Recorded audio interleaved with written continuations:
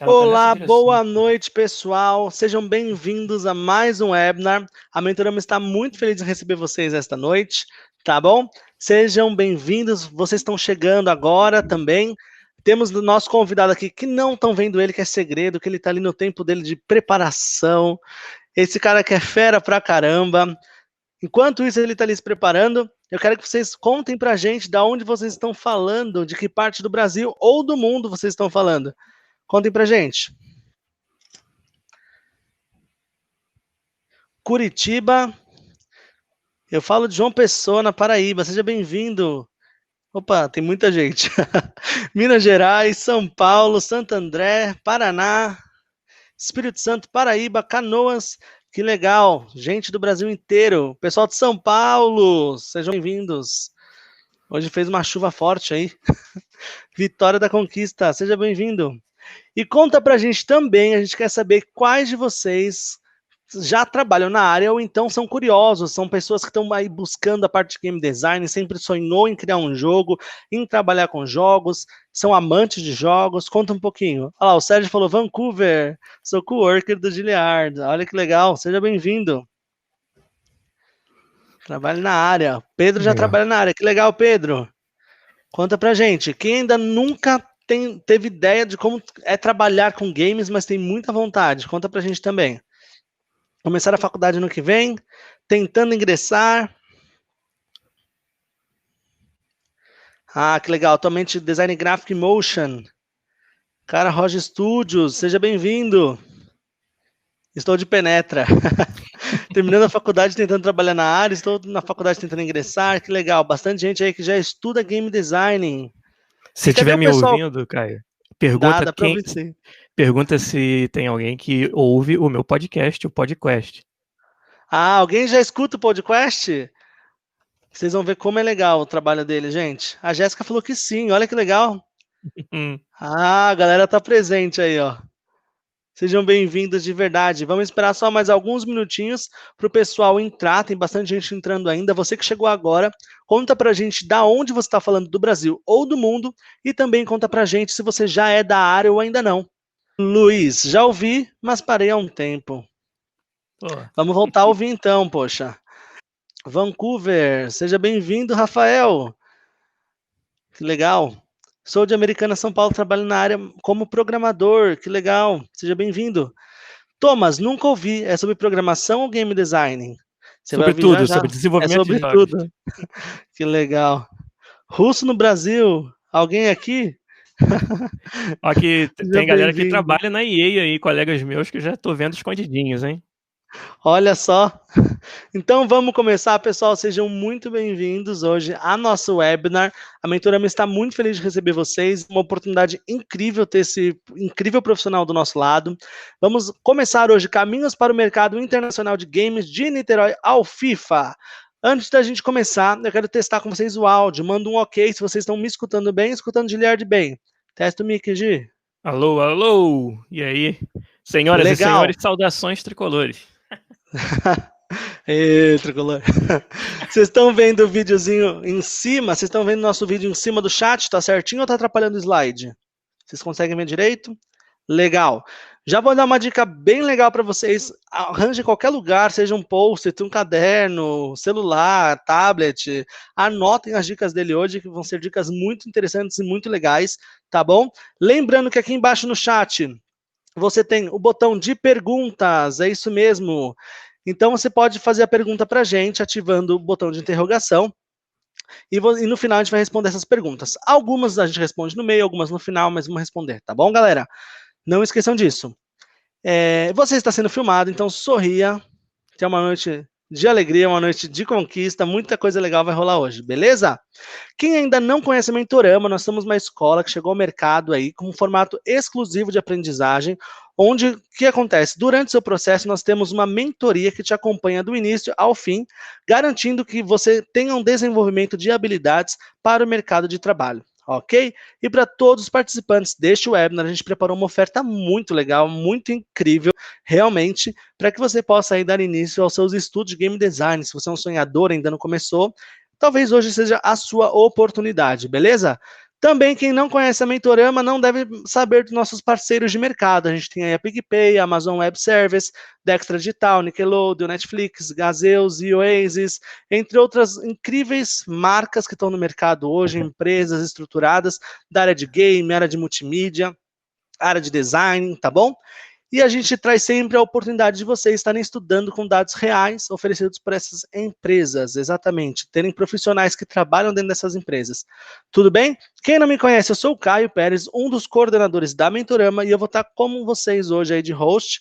E eu quero agora a parte mais legal de todas, quero que vocês dão uhul, façam ola, grita, olê, olê, olê, olá, tá bom? Já que o tema é FIFA, então dá um grito legal aí para o nosso convidado especial, Gilead Lopes. Seja muito, muito bem-vindo. A Mentorama realmente tem muito prazer em ter você aqui com a gente. O pessoal já está todo gritando hey, yo, aê, uhul. É um orgulho. E vamos lá, conta pra gente sobre você, dá início aí à sua palestra, que o pessoal está muito ansioso. Tá legal, muito obrigado, Caio. Muito obrigado, Mentorama, pela oportunidade. Bom dia, boa tarde, boa noite, todo mundo. Meu nome é Gilead Lopes, eu sou Senior Game Designer aqui no time FIFA, na EA, em Vancouver, no Canadá. Estou falando direto de Vancouver nesse momento com vocês, são Olha 3h05 da tarde aqui nesse momento.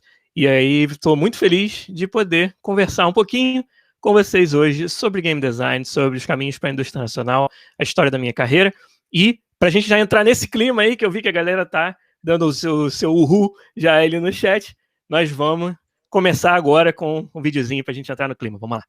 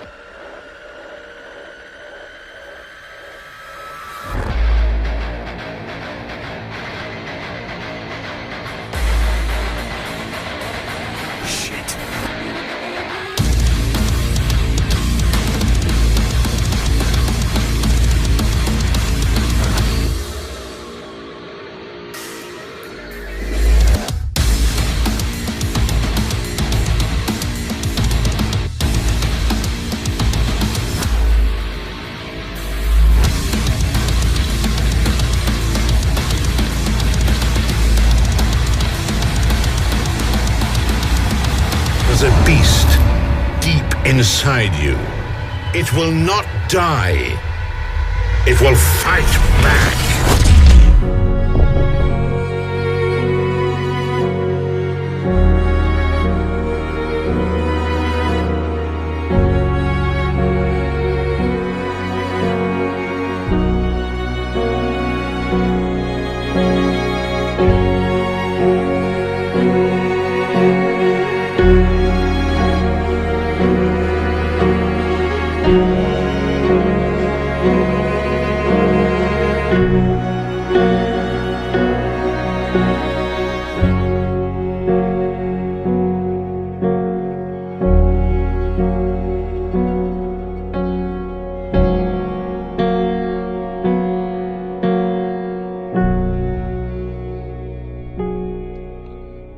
Show!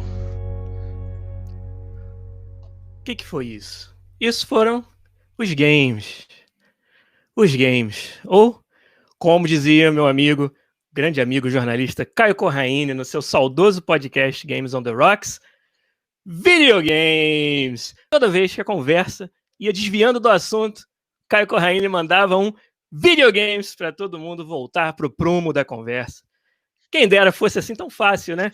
Nossa vida, quando a gente está lá naquela conversinha de zap na família, começa a entrar pro lado da política, a gente pudesse mandar um videogames e aí todo mundo ficasse quieto, voltasse a falar de tudo que existe de bom na vida, né? Quando chega as contas do mês, chega o aluguel, chega a luz, a gente pega o carteiro, passa a mão em cima do ombro dele e fala, entrega a conta não, vamos jogar uns videogames.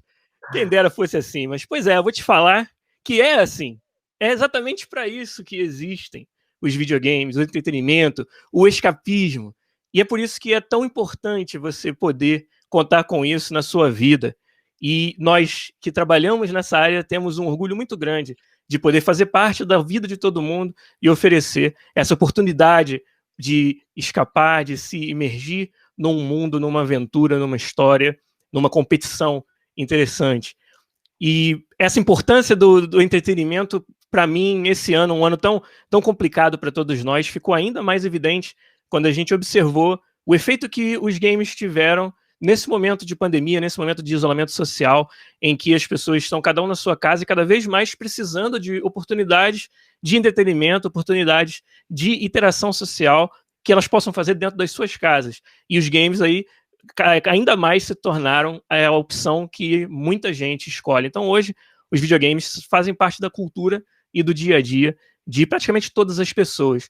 Então para nós poder trabalhar nessa área realmente é um privilégio muito grande. E você observar, por exemplo, no meu caso, né, no caso do FIFA, que acabou o videogame de futebol sendo uma avenida... Giliardi, o pessoal falou que está escutando ainda o vídeo, é isso? Vocês estão escutando o vídeo ainda? Aqui tá pausado. Peraí. Tem uma galera falando que tá normal. Tá normal, beleza. Desculpa, vamos voltar aí. Não, tudo bem.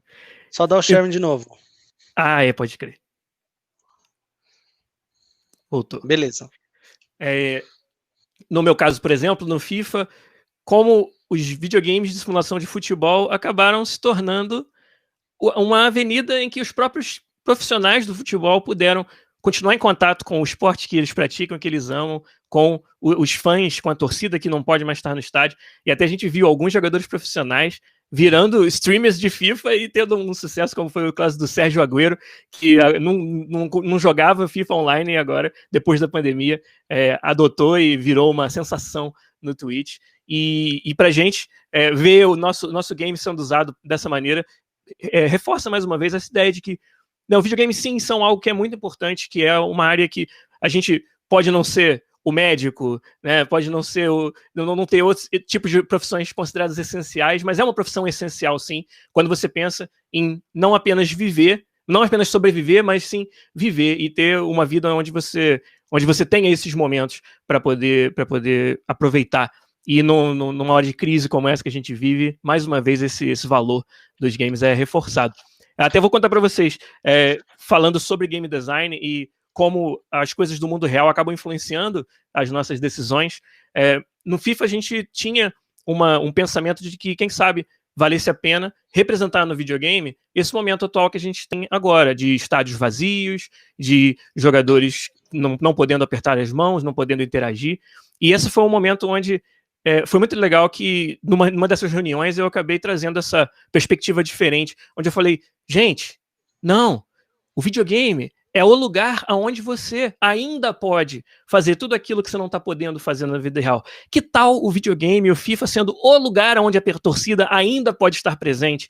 O lugar para onde eu vou quando eu quero experimentar aquilo do futebol que eu tô com saudade devido ao que está acontecendo no mundo. E aí, eu acho que com esse argumento, a gente passou a enxergar essa questão de uma outra maneira e decidiu, não vamos, nesse caso específico, tornar o FIFA um espelho do momento da vida real, mas sim torná-lo um lugar onde as pessoas podem ir para, sim, comemorar os seus gols com seus companheiros, junto da sua torcida, ouvir o barulho da torcida. Então, é um exemplo de como os videogames podem sim ser uma parte fundamental de soluções ou, pelo menos, alentos para situações e problemas, né, graves do mundo. E isso, de novo, como eu falei, dá pra gente um sentimento muito bom de que a gente trabalha numa indústria muito, muito decisiva, muito importante na vida das pessoas, né? Então, gente, os games, como a gente viu no vídeo aí, nenhuma outra mídia causa essa sensação de êxtase pela vitória, de raiva pela derrota. Quem nunca jogou um controle longe quando tomou um gol no último minuto do FIFA, né? E uma emoção de finalizar uma história que a gente mesmo escreveu. Que outra mídia tem esse poder, né? Agora, vocês acreditam que o Giliar Lopes, molequinho, já enxergava tudo isso? Ele não sabia, talvez, né, verbalizar da forma como nós estamos falando, né?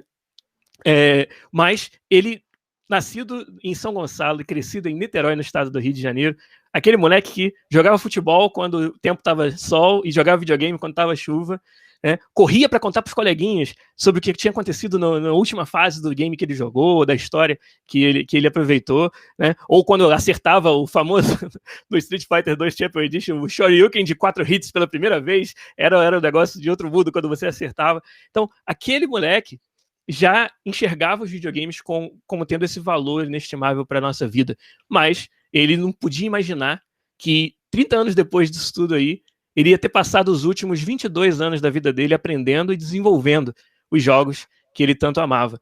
Então hoje a gente vai falar sobre isso. A gente vai celebrar os videogames, mas vai falar também bastante sobre o que é o design dos jogos, contar um pouquinho da história do molequinho Gelopinho, mas não é exatamente sobre ele, é mais sobre como cada um de vocês podem também trilhar esse caminho e viver do sonho de desenvolver os videogames. Então vamos começar. Para começar, a gente vai fazer uma rápida ficha do personagem. A gente vai conhecer um pouco mais da minha história, da minha carreira e vamos destrinchar como que eu cheguei até aqui na Electronic Arts em Vancouver, no time FIFA. Tudo começou, como eu falei, não fazia ideia de como se desenvolvia games, mas eu, por gostar muito de matemática, de tecnologia, eu acabei entrando na Faculdade de Ciência da Computação, na Universidade Federal Fluminense, na UF, em Niterói, no estado do Rio. E lá na UF eu conheci colegas e comecei a aprender por conta própria o desenvolvimento dos jogos, através do acesso que ali eu tinha a livros e material didático que vinha de fora, na sua maior parte, tudo em inglês. Nós estamos falando aí, eu entrei na faculdade em 98, então uma época ainda muito nascente da indústria de games no Brasil, onde a gente não tinha as opções que a gente tem hoje de educação, né, como o próprio exemplo da Mentorama, trazendo aí um formato até bastante inovador para essa área, mas na época era realmente muito difícil você procurar qualquer formação específica para jogos. Então, com alguns colegas que eu fiz na faculdade, foi que a gente montou um pequeno estúdio que a gente nem sabia direito o que ia fazer no começo, mas acabou se tornando uma das empresas pioneiras de desenvolvimento de jogos no Brasil, que foi a Paralelo Computação, também sediada lá em Niterói. Nós fomos os donos da empresa e trabalhei com os meus sócios na Paralelo durante quase 7 anos, e os temas do meu trabalho lá eram muito da experimentação, era de você, não sabendo que era impossível fazer jogos, fomos lá e fizemos, sabe? Então, a gente descobriu muito soluções de problemas ali, trabalhando juntos. Eu tive essa oportunidade fantástica de trabalhar com o meu sócio, que é o Fábio Policarpo, que é um autor de livros hoje sobre computação gráfica e desenvolvimento de jogos. Já trabalhou na indústria de fora também, e agora voltou para o Brasil, trabalha na Wildlife, em São Paulo, como um dos principais engenheiros de software de computação gráfica deles. E o Fábio foi uma influência muito grande na minha vida, na minha carreira, onde, como eu falei, a gente desenvolveu muitos jogos de forma experimental na Paralelo Computação. Nossos clientes eram todos fora do Brasil, a gente fazia aplicativos em 3D em tempo real, a gente fazia pequenos games, a gente fez um jogo no Brasil para a TV Globo, que foi veiculado no programa TV Xuxa, na época que a Xuxa ainda estava na Globo, e era uma gincana de meninos contra meninas, era uma corrida espacial, né, uma corrida de naves, que se chamava Conquista de Titã, que a gente desenvolveu na época da Paralelo. E um outro tema dessa época era o empreendedorismo, era onde eu aprendi a me virar nos 30, né, a fazer de tudo que fosse necessário para que o nosso negócio tivesse sucesso, correr atrás de clientes. Foi nessa época que eu, mesmo com a minha formação sendo de ciência da computação, sendo programador, eu comecei a fazer o design e a produção dos jogos, né? E com isso a gente vai aprendendo a ser realmente muito polivalente, né? E quando você tem um negócio e você tem, como na época do auge da Paralelo, a gente teve 20 e poucas pessoas para correr atrás de projetos para que a gente possa pagar o salário dessas pessoas, possa manter a empresa funcionando. Isso aí me ensinou demais, muito cedo na minha carreira. Quando a gente começou a Paralelo Computação, eu tinha 17 anos de idade. Então, tudo isso foi um crash course, né? uma porrada inicial em aprender a nos virar realmente e cara, nos auto-ensinar o desenvolvimento dos jogos. Depois que a gente foi procurar investimento para crescer a empresa e esbarramos na falta de dinheiro de investidores para isso no Brasil, de novo, nós estou falando de 2003, 2004, uma época onde ainda o mercado de jogos já estava bombando aqui fora, mas no Brasil ainda não era reconhecido como um investimento muito interessante. A gente esbarrou nessa falta de investimento, procuramos bastante e não encontramos empresas de capital de risco dispostas a aportar um dinheiro na nossa empresa, e acabou que o meu sócio, o Fábio, recebeu uma proposta para ir para fora do Brasil, para ir para o Vale do Silício, trabalhar com desenvolvimento lá. Eu fui para o segundo capítulo dessa minha carreira, que foi a Hoplon, a empresa que na época era o maior estúdio provavelmente de jogos do Brasil, localizado em Florianópolis, a Hoplon que existe até hoje. Na época eles desenvolviam o Taekwondo, que era um MMORG de combate espacial, de exploração, e na Hoplon os temas da minha atuação lá foram a adaptabilidade, que a gente chegou numa época em que o mercado dos MMOs estava mudando muito, o World of Warcraft, o WoW estava tomando conta do mercado, aquele modelo de negócio de assinatura mensal estava muito difícil de você conseguir fazer um jogo que justificasse alguém a pagar uma assinatura mensal, sendo que tinha o WoW ali, né? E com isso a gente teve que mudar muita coisa sobre o alicerce mesmo do jogo, redefinir muita coisa do zero, inclusive o modelo de negócio. Então, eu tive que me tornar uma pessoa muito mais adaptável. Nessa época, foi engraçado, eu fui contratado para a Hoplon, pela minha experiência na Paralelo, para trabalhar como programador. E eu fiquei 2 semanas trabalhando como programador, porque eles já sentiram ali que a minha aptidão muito maior era o design e a produção do game, que eu tinha tido experiências de começar e terminar projetos que me davam uma capacidade de ajudá-los muito mais além do que apenas a programação. Talvez contratar um programador que pudesse fazer o trabalho que eu estava fazendo lá fosse mais fácil do que alguém para liderar o time de design e de produção. Então, foi assim que eu me tornei o produtor principal do projeto Taekwondo durante quase 3 anos, né, na Hoplon, de 2006 a 2008, onde a gente começou, como eu falei, o jogo do zero e levamos até o lançamento dele no mercado nacional, o primeiro lançamento do Taekwondo, que aconteceu em 2008. É engraçado, hoje é um jogo que não existe mais, né, que foi descontinuado, mas muita gente dos fóruns da época tinha uma comunidade, né, muito engajada no Brasil em torno desse jogo. Até hoje eles falam, pô, a versão de 2008 é que era boa, sabe? A versão de 2008 a gente tem saudade. E isso me dá bastante orgulho de saber que eu participei de uma forma muito decisiva dessa jornada aí dentro da Hoplon. E outro tema da minha participação na Hoplon foi o amadurecimento. Foi entrar num time muito maior, agora com 70 e poucas, 80 pessoas, né, 3 vezes o tamanho, 4 vezes o tamanho do que eu tinha trabalhado lá na Paralelo Computação, e numa posição onde decisões que eu estava tomando e direções que eu estava dando para o desenvolvimento do jogo estavam influenciando todas essas pessoas e influenciando também os rumos da própria empresa. Era o único projeto da Hoplon naquela época, então a empresa vivia ou morria pelo desempenho de algo que eu estava ajudando decisivamente a definir. Então foi uma época de um amadurecimento muito grande. Mas aí quando chegou em torno de 2008, eu senti que tinha tentado de tudo no Brasil. Tinha tido meu próprio negócio, tínhamos tentado buscar um investimento, não conseguimos, e tinha também me juntado ao maior estúdio do país. Então comecei a sentir que estava atingindo um teto na carreira, estava sem oportunidade de continuar crescendo e continuar aprendendo, continuar me desenvolvendo. Então surgiu a ideia de mandar currículos para fora do Brasil, né? E isso foi um processo que demorou bastante tempo, que eu tinha uma planilha com mais de 100 vagas diferentes para as quais eu mandei currículo. Dessas aí, recebi um retorno de fato de umas 10, fiz entrevista com 3, eu lembro até hoje, foi a Splash Damage, que é um time que faz jogos de tiro no Reino Unido, foi a Ubisoft Montreal, na época eles estavam começando o projeto do primeiro Assassin's Creed, mas eu não sabia, eles não podiam me falar, então eles estavam terminando o Prince of Persia e começando o Assassin's Creed, o primeiro de todos, e foi a Electronic Arts em Vancouver, o time do FIFA. E quando eu soube que a proposta da EA era para trabalhar no FIFA e para casar as minhas duas paixões, que são futebol e videogame, aí não teve como recusar. Não teve dúvida. Não, absolutamente não. E aí a gente parte para esse outro capítulo que começou em 2008 e já são aí 12 anos em que eu trabalho dentro da EA. Muitos temas dessa época também de trabalho. 12 anos. E todos eles no time FIFA, né?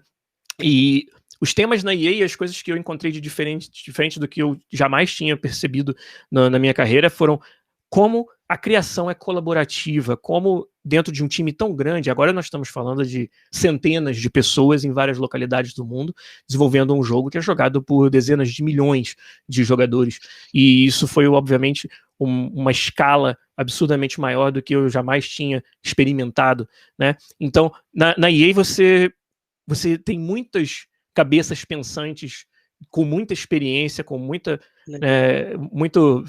bagagem já, e isso para mim foi um outro abrir de olhos, né? Foi um outro salto na minha carreira, e eu costumo dizer que na EA a gente tropeça em experts nos corredores, né? Você virou, era para virar para direita para ir para sua mesa, você virou para esquerda, você chegou na sala onde tem uma galera que, sabe, com 20 jogos publicados, com, sabe, uma experiência absurda, assim. E isso acho que até liga aqui na pergunta do Luiz. O Luiz ele falou assim, como é o desafio de entregar coisas novas todo ano no FIFA? É verdade. Envolve toda essa equipe, né? Envolve toda essa equipe e envolve uma observação muito atenta do futebol real. A nossa inspiração é no futebol real. E é aonde que dentro do nosso jogo, na jogabilidade do FIFA, ainda falta uma maior autenticidade, uma maior conexão com o mundo real. Pô, o jogador de FIFA não consegue fazer certas coisas que os jogadores de futebol de verdade fazem. Então, aonde vale a pena investir para preencher essa lacuna? E, claro, de vez em quando, grandes novidades, como o futebol feminino no FIFA 16 foi uma grande novidade que a gente trouxe, que nos deu muito orgulho de fazer, porque deu uma visibilidade ao futebol feminino muito grande, e até hoje as atletas, de fato, elas dão esse feedback para nós, que fez uma diferença muito grande na carreira delas, poder estar presente no maior game de futebol do mundo.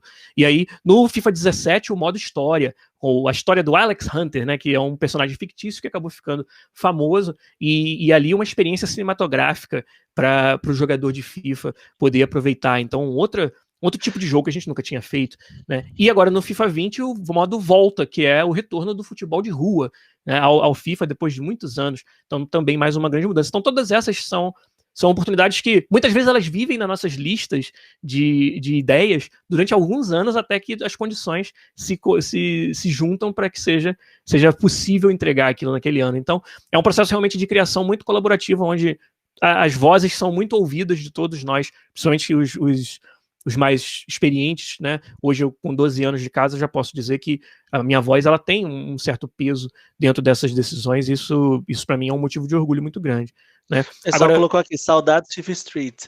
Então, tá vendo? Pega o FIFA 20 ou o FIFA 21, que tem um modo volta, e acho que você não vai se decepcionar, não. Mas eu tinha duas anedotas para contar sobre essa época da Electronic Arts, rapidinho aqui, que na primeira semana que eu tava trabalhando no estúdio, tudo novo, né? Não conhecia Vancouver, não conhecia o Canadá. Eu cheguei num domingo e comecei a trabalhar na segunda, sendo a primeira vez no país, na cidade, em tudo. Então era tudo muito novo para mim. E no nosso estúdio aqui, no nosso campus, que são 2.300 pessoas, a gente tem muitas amenidades, muitas, né, coisas que são disponibilizadas para o funcionário usar para o seu lazer, né, para dar uma esfriada na cabeça e tal. Uma delas, a minha preferida, obviamente, é o campo de futebol. Então a gente tem um campo de futebol dentro do campus e eu, óbvio que estava doido para ir lá jogar uma partida, né, assim que possível. Então, na primeira semana de trabalho, quando deu um espaço, assim, eu já me inscrevi todo dia. A gente tem uma liga com 12 times, com 2 divisões, tem promoção e rebaixamento. O negócio é brabo. Eu sou o capitão do time verde, né? Eu não sou mais o capitão. Eu era até 2 anos atrás, depois não deu mais tempo de organizar o time. Eu passei o capitão para outro, mas eu jogo no time verde da EA. Mas todo dia, na hora do almoço, ao meio-dia, tem o drop-in, que é uma partida onde você só se inscreve e vai. E aí eu me inscrevi e fui jogar. E a minha posição é meio campo, né? Eu gosto de jogar ali de uma área a outra, né? O número 8, assim. E aí, no time, tem 2 nessa função. E aí eu olhei, né, pro lado, pro cara que ia jogar comigo no time, e aí eu vi um sujeito, né, vamos dizer assim, com o físico dele era assim, ele tinha um coração muito grande, sabe? Acho que o prato de almoço dele também devia ser muito grande, né? Eu olhei pra ele assim e pensei, pô, esse cara vai jogar no meio campo junto comigo aqui, vou ter que meio que correr um dobrado pra poder, eu acho que ele não vai se movimentar muito, né? Vou ter que correr atrás aqui. E aí a gente conversando, prazer, não sei o quê, e tal. E aí começou o jogo, né?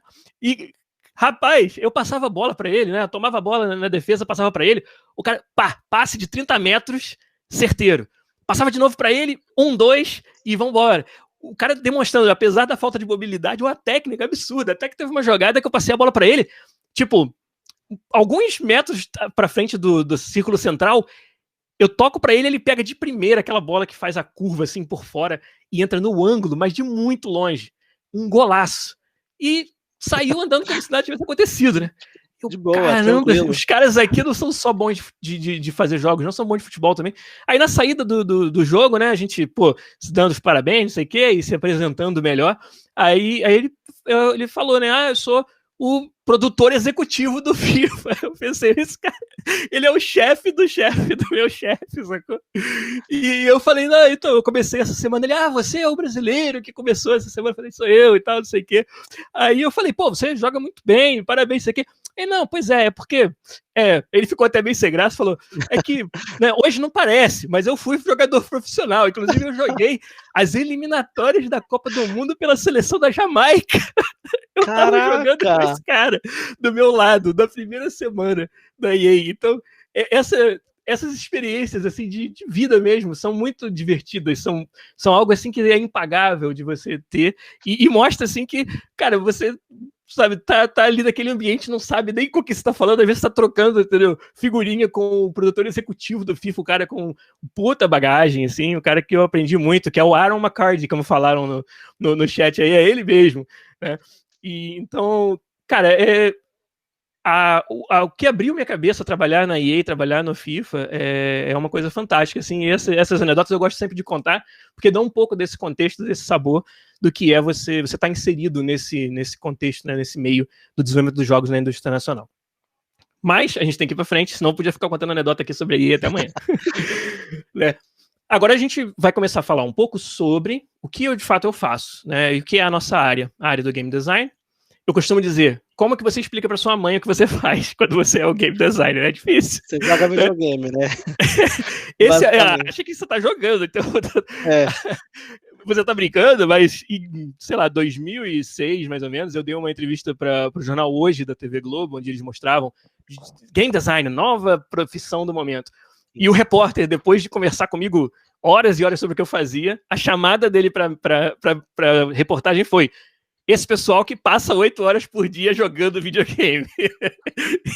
E não era exatamente o que eu falei pra ele que eu fazia, mas, ok. Mas tudo bem. Esse assunto, gente, olha, poderia ser um webinar inteiro, mas eu vou tentar resumir em um slide. Então, quando a gente fala do que é o game design, a nossa tendência é sempre comparar com outras mídias que a gente já conhece. Ele é igual o diretor do cinema. Ele é isso ou é aquilo. E, para mim, todas essas definições, elas podem ser úteis para você se relacionar com o que o designer faz, mas elas reduzem muito aquilo que o designer faz e acabam sendo contraproducentes. Então, que as pessoas têm a tendência de querer definir as coisas como uma equação. Diretor de cinema mais arquiteto mais escritor dá um game design. E não é tão simples quanto isso. A realidade é que a nossa profissão, ela junta muitas habilidades diferentes e dentro dela você tem muitas especialidades diferentes também. Então, não é como se houvesse um game, talvez haja algum no mundo, mas um game designer que seja expert em todas as especialidades. É muito raro você encontrar. Então, acho que para falar sobre game design, a gente tem que falar um pouco, tem que quebrar um pouco em pedaços para poder entender o que ele faz. Mas na essência, o game designer, ele é o dono da experiência do jogo. Ele é aquela pessoa que define, que documenta, comunica e muitas vezes participa da implementação da experiência de jogo. E pode participar de várias partes dessa experiência, né? Eu costumo dizer que 3 das palavras de ordem mais importantes que você faz enquanto designer são essas aqui: interação, indução, competição. O que é interação? É dar ao jogador a oportunidade de influenciar o que acontece no mundo do jogo. Seja, está atirando, está correndo, está conversando, está tomando decisões dentro da história do jogo. Então, um game designer tem que entender muito de agência do jogador. Tem que conhecer como que eu monto sistemas de jogo e conteúdo do jogo para que o meu jogador tenha uma boa experiência interagindo com aquilo e que tenha espaço para ele fazer algo, para ele influenciar o que está acontecendo. Então, para fazer a comparação com outras profissões ou outros arquétipos, você pode falar, é uma mistura de um mestre de RPG, alguém que é um mestre de cerimônias, ele está ali para divertir os outros e montar um ambiente, um mundo de jogo para que os outros possam interagir. Ele pode também ser um pouco de um arquiteto, muito mais no nível abstrato, no nível de design das fases, onde você está montando ali peças e situações interessantes onde o jogador vai talvez entrar numa cilada, né? E ele também pode ser visto como alguém que está escrevendo uma história, escrevendo um mundo, criando um mundo. Quando você fala de interação, todas essas habilidades são importantes. Indução é um outro muito interessante, que às vezes passa desapercebido. O design ele tem que entender de cognição, que é como os pensamentos são formados, para que ele possa induzir esses pensamentos no seu jogador. Nesse sentido, ele se parece bastante com um mágico, onde ele está criando ali um sentimento de que você sabe o que vai acontecer e te surpreende com algo que você não esperava que ia acontecer. E esse é o momento mágico dos videogames. É o momento onde o game designer consegue te pescar, né? E uma parte muito grande da indução é a imersão, que é você criar um ambiente de jogo, um sistema de jogo, onde você se sinta presente e esqueça que você está num videogame, esqueça do mundo real e participe daquela experiência de peito aberto, né? E realmente se jogue dentro do jogo, né? Então, como eu falei, conhecer como pensamentos e emoções são formados, tem que ser um pouquinho diretor de filme de terror, onde você prepara o seu sujeito e depois entrega para ele aquilo, no caso do filme de terror, um susto, mas não necessariamente é isso 100% das vezes, né? E tem que ser um pouco, né, tem que ter muita empatia de entender o que está passando na cabeça da outra pessoa. Então, muitas vezes o designer está fazendo esse papel de criar situações de jogo onde você vá preparar e surpreender o seu jogador e induzir o estado mental dele para aquele estado que você quer que ele chegue, né?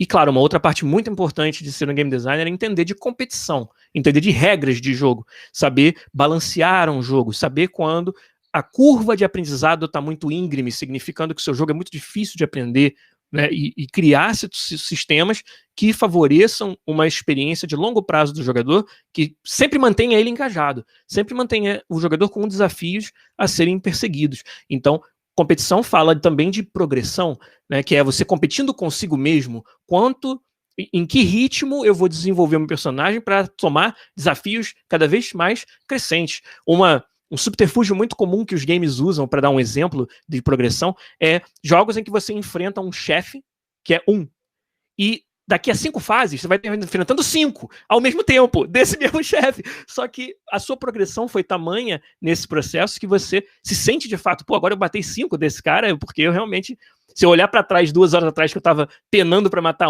eu cresci, eu me desenvolvi, eu aprendi, né, eu progredi. E esse sentimento é, de novo, algo que você não encontra em outras mídias. E o game designer ele tem que ser um especialista em saber montar o jogo para que chegue nesse resultado, né? Então, quando fala competição, não é só multiplayer, né? Muitas vezes é o desafio que o jogo está oferecendo. Nesse sentido, o game designer pode se parecer, por exemplo, com um croupier do cassino, que está ali criando as situações para que os jogadores se mantenham engajados. Ele pode ser, na parte do balanceamento, um economista, alguém que vai entender de entrada e saída de recursos, o jogador tem que gastar XP para isso daqui, a gente tem que aumentar um pouco o custo dessa habilidade, dessa outra, para que a sua progressão seja algo que se desenvolva no tempo de uma maneira agradável, que você nunca esteja nem sentindo que você não está andando para frente em nada, ou que você está galgando passos muito rápido e daqui a pouco você está muito poderoso, né?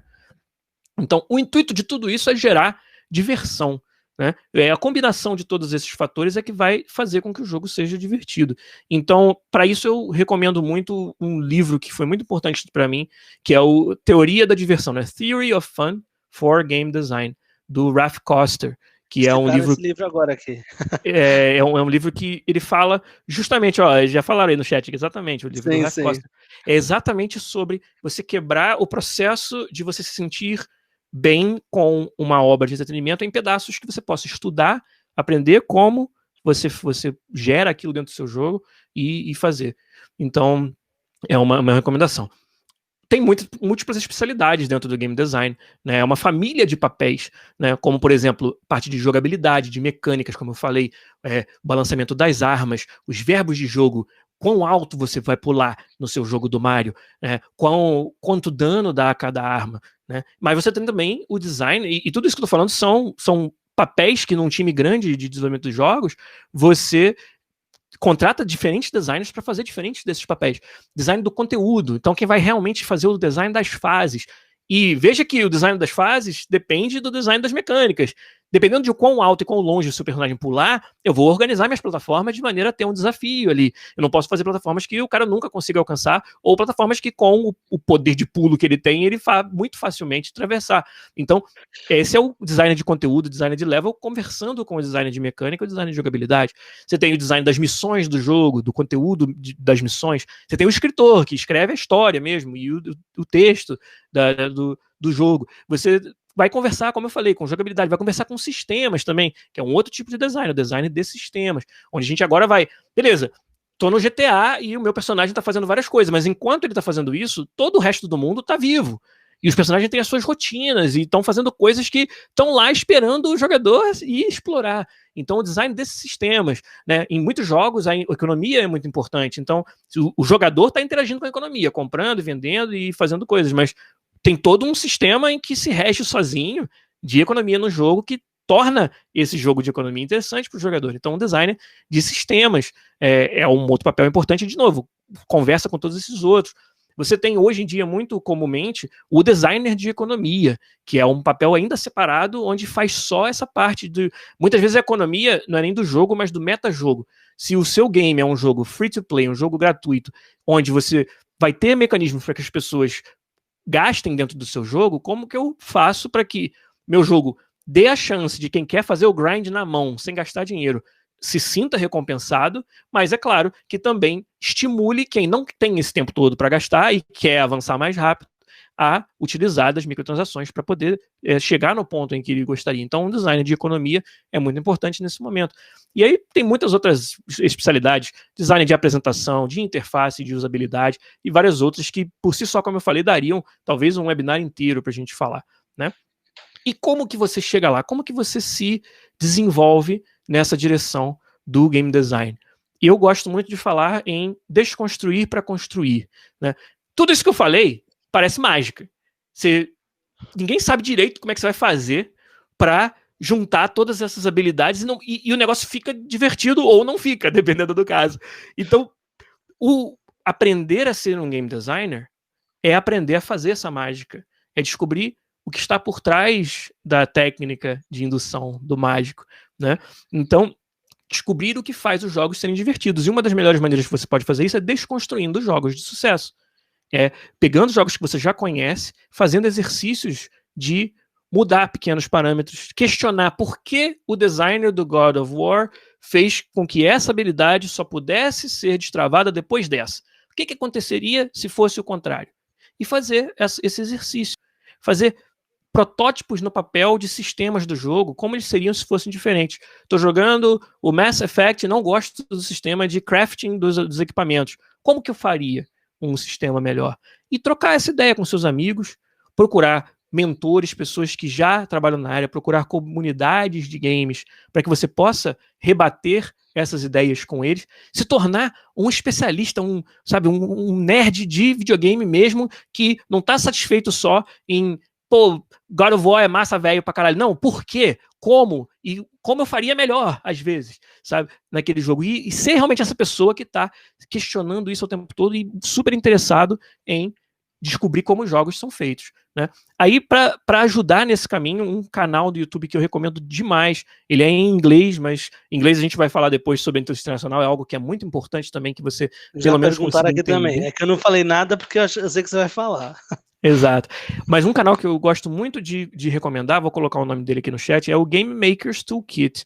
É um canal que já está com uma fama muito grande no YouTube, de justamente fazer esse processo de desconstrução do que faz os jogos serem divertidos, os jogos que todo mundo conhece, os jogos de sucesso.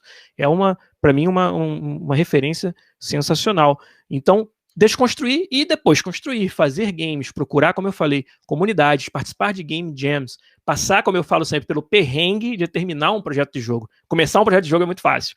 Terminar um projeto, fazer todas as coisas que você precisa fazer para ensinar o seu jogador a jogar, para garantir que está balanceado e está gostoso de jogar. Pode ser um projeto muito simples, muito pequeno, um projeto feito em alguns dias numa game jam, mas é importantíssimo você se colocar nessa posição, ser desafiado a cuidar de todas essas outras considerações para que o jogo seja jogável e tenha e tenha diversão dentro dele. Então isso eu acho importantíssimo. E aí, para contar a última anedota desse slide, para a gente ir para frente, bem rapidinho aqui, para quem sabe, para quem ouve o meu podcast, que é o Podcast, são 360 episódios já, quase toda semana, fazendo esse tipo de conversa aqui, só que, claro, com muito mais profundidade, porque a gente tem muito mais tempo. Para quem já conhece, sabe que lá no começo nós tivemos três fundadores, né, e um deles foi o Fernando Seco, que hoje é programador na Sony Santa Mônica, trabalhando no novo God of War. É um cara fantástico na indústria, um brasileiro também, de Concórdia, Santa Catarina, e meu amigo pra vida. E a gente fazia o podcast juntos, né? Fernando Seco é o nome dele. E ele trabalhava na época na BioWare, no Dragon Age Inquisition, um jogo que ganhou muitos prêmios de melhor jogo do ano na época. E aí ele conta uma história que tem tudo a ver com você desconstruir e construir o design. Que é o seguinte, os level designers tinham feito a missão maneiríssima. Você vai ter que resgatar um refém numa fortaleza, um lugar assim, tinha uma montanha, e aí no pé da montanha eles montaram tipo uma cerca, um muro alto, só tinha uma entrada e naquela entrada tinha, sabe, armadilha atrás de armadilha, inimigos atrás das caixas, não sei o que, fizeram todo um teatro, uma parada maneira para o jogador ser desafiado. Ia ser muito difícil passar por tudo aquilo ali e achar o refém. Aí vem o Mané testando o jogo, pegou um Rogue, que é uma classe muito ágil, e descobriu a forma de ir pulando, forçando, subir a montanha e entrar nessa cena, nessa fase toda por trás, né? E subir lá na montanha e descer, a gente até apelidou era o Rogue de snowboard, que ele vinha descendo, não tinha um snowboard, mas ele vinha deslizando pela montanha de gelo, entrava por trás dessa fase, matava todo mundo por trás no sneak attack e salvava o refém e ia embora, pegava a recompensa, né, gigante só por ter descoberto essa maneira. E aí o pessoal foi para dentro da sala de game design, caramba, aí deu merda naquela missão, a gente tem que rever, tem que refazer. E aí vira um designer sênior do time e fala, não, essa é a graça dos videogames. Isso, o cara que descobrir essa maneira de resolver essa quest, ele vai se sentir o melhor dos jogadores. E a gente tem que deixar isso disponível, não vamos falar para ninguém, mas tem que deixar isso poder acontecer e esses momentos poderem acontecer. Então, esse é o momento onde o designer entendeu do que são feitos e do que é feita a diversão. E ele falou, não, tá tudo certo, deixa a missão do jeito que tá, e se o cara descobrir essa maneira de resolver, pontos para ele, né? E isso é uma anedota que mostra como a essência do design é você entender de diversão. Muitas vezes quebrando paradigmas de coisas que você achou que deviam ser feitas de uma determinada maneira, né? E você descobre que não, cara, deixa acontecer, deixa o jogador ser feliz. E essa é uma anedota que eu gosto de contar como um exemplo de um designer que enxergou isso. Que legal. Galera, eu quero apresentar para vocês, realmente a história é incrível. Giliard, eu tô aqui, uma coisa mais legal que a outra. Legal. E eu queria falar um pouquinho pro pessoal que tem interesse de estudar na área, que tem interesse de conhecer a área, um pouquinho sobre a nossa escola Mentorama. Nós já somos mais de 50 mil alunos espalhados pelo mundo e a gente chegou ao Brasil para revolucionar a maneira de ensino das profissões mais procuradas no mercado de tecnologia. Então, a gente tem a área de game, a gente tem a área de design, a gente tem a área de programação Java, programação Python, cientista de dados, temos Unreal, temos game design, animação 3D, modelagem 3D, o pessoal até comentou sobre modelagem, animação, se encaixa o jogo também, é toda uma estrutura, uma equipe enorme com certeza, tá bom? E a gente tem uma metodologia diferente, onde a gente pega profissionais da área que atuam no mercado, conhecem o mercado, a gente trouxe esses profissionais para a Mentorama, montamos uma forma de ensino, um conteúdo legal, onde eles sabem o que o mercado espera de um profissional novo na área. Nós decidimos fazer uma metodologia onde você saia com uma experiência prática, um portfólio legal, algo que você fale, eu desenvolvi isso, para que você possa começar a procurar suas primeiras vagas aí no mercado, de uma forma diferenciada de alguém que às vezes só estuda a parte teórica, ou às vezes tem um diploma, mas não tem a prática. Então a gente realmente quer trazer essa prática para vocês no ensino de game design, tá bom? Agora eu quero conversar com o Giliard um pouquinho sobre erros comuns de quem quer se tornar um bom especialista na área de game design, tá bom? Galera, comenta aí também, vamos lá. Aprender com professores que são apenas teóricos. Giliard, como isso pode atrapalhar? Olha, pode atrapalhar até o exemplo que eu acabei de dar, em que você por apenas olhar para o jogo de maneira fria e no papel deixa de enxergar aonde está o algo a mais, onde está a diversão. Então, somente colocando a mão na massa e descobrindo e testando o seu design teórico na prática é que você vai achar esses momentos em que talvez você não tivesse planejado. Os jogos são muito dinâmicos nesse sentido, os jogadores acham soluções criativas o tempo todo, e eu acho que isso não é algo ruim, pelo contrário, é a mágica, é a beleza do game design, é o fato de que ele evolui o tempo todo, e essa evolução você só vai encontrar fazendo os jogos e testando as suas ideias na prática. Legal. Então, como um outro erro aqui, dois próximos erros, aprender sozinho de forma desordenada, como isso pode aí causar um atraso na sua carreira? Eu acho que sem uma referência, sem um apoio, você corre o risco de pular etapas e depois descobrir lá na frente que você não conhece a totalidade das opções que você tem. Muito do que o designer faz é ir lá na caixinha de ferramentas dele e trazer soluções que ele já fez em outros jogos, que ele já viu em livros ou aprendeu com mentores ou com colegas. E quando você pula essas etapas, você não coloca aquelas ferramentas na sua caixinha e lá na frente você não vai tê-las na ponta da língua para utilizar quando você tem que resolver um problema. Legal. Esse daqui é um fator interessante. Acreditar que você só precisa de talentos anteriores, dados iniciais e capacidade de desenhar. Você precisa já ter sido, tipo, fera do videogame para se tornar um game designer? Se fosse assim, era o problema do ovo da galinha, né? Ninguém nunca ia chegar a ser o fera, porque ninguém ia ter como começar. Olha, pensa no Gelopinho, o molequinho lá de Niterói que sabia nada, não sabia, não tinha talento para desenhar, não tinha informação, e ainda assim, com essa perseverança e entendendo que os jogos são uma mídia mágica, indo atrás de descobrir como é feita essa magia, a gente consegue chegar lá. Então não precisa criar obstáculos para si mesmo, pelo contrário, participar de eventos como esse aqui, por exemplo, acho que são muito importantes para justamente desmistificar o que é necessário para começar e vencer nessa área. Legal. E o outro erro aí é esperar que os primeiros resultados cheguem em anos. Tem gente que fala, não, mas Giliard tem aí, ó, não sei quantos anos de carreira, ele estudou não sei em quantas universidades, fez pós, fez mestrado, por isso que ele alcançou. Ele alcançou sim, claro que foi com luta, com batalha, tem que lutar pelo seu sonho sim, mas a gente quer trazer uma proposta onde você consiga se desenvolver, você que às vezes não sabe nada, ou que quer renovar seu conhecimento, consiga se desenvolver no mercado de game design com um tempo menor do que o comparado com outras escolas. Vocês estão vendo meu slide certinho? Perfeito.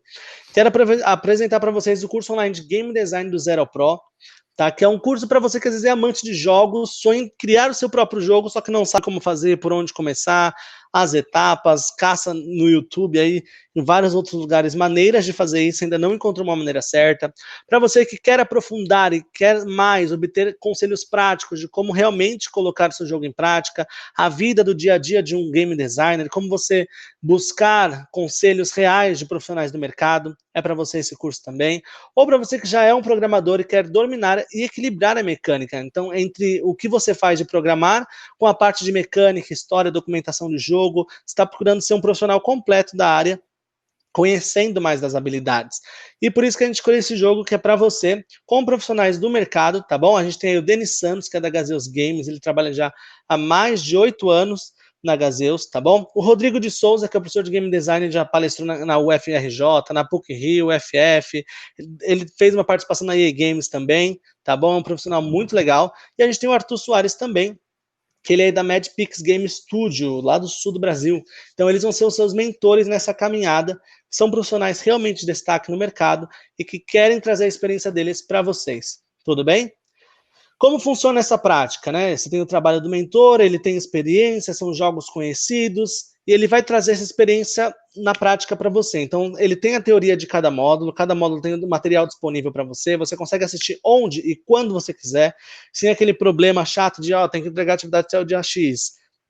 Tem 2 dias para fazer isso, você tem que assistir agora essa aula, perdeu, já era. Não, você pode assistir onde e quando você quiser, você pode jogar teu videogame e assistir a aula junto ao mesmo tempo, não faz mal. Pode ouvir o podcast, fazer a aula. Pode ouvir o podcast e fazer a aula junto, que também não faz mal. E durante essa mentoria, quando tiver dúvida, você consegue conversar com o mentor, você consegue tirar suas dúvidas, mandar o seu trabalho prático, receber feedback, você consegue, os mentores vão te avaliando passo a passo, e o importante não é você ganhar uma nota. O importante é você desenvolver habilidades práticas para alcançar os seus objetivos no mercado, tá bom? E no final ainda você defende um projeto de conclusão de curso real, tá? Um projeto que você vai desenvolver com a ajuda dos nossos mentores. Tudo isso com uma mentoria individual, não é uma classe cheia de alunos. Você tem o seu momento com o seu mentor, você tem as horas com o seu mentor, tudo bem? Você vai receber um acompanhamento dentro da plataforma, que é intuitiva, uma plataforma inglesa com a comunidade, onde você consegue trocar experiência com outros alunos que já estão mais avançados, com os mentores. Tem a videoaula de cada módulo certinho, a parte de entrega de atividades para receber feedbacks. É uma plataforma muito legal para você, e também você vai contar com o nosso suporte técnico, que vai te dar todos o ajuste necessário técnico na plataforma, ou às vezes não conseguiu entregar uma atividade, ou está com dificuldade de entender como funciona determinada atividade, determinado plano de ensino.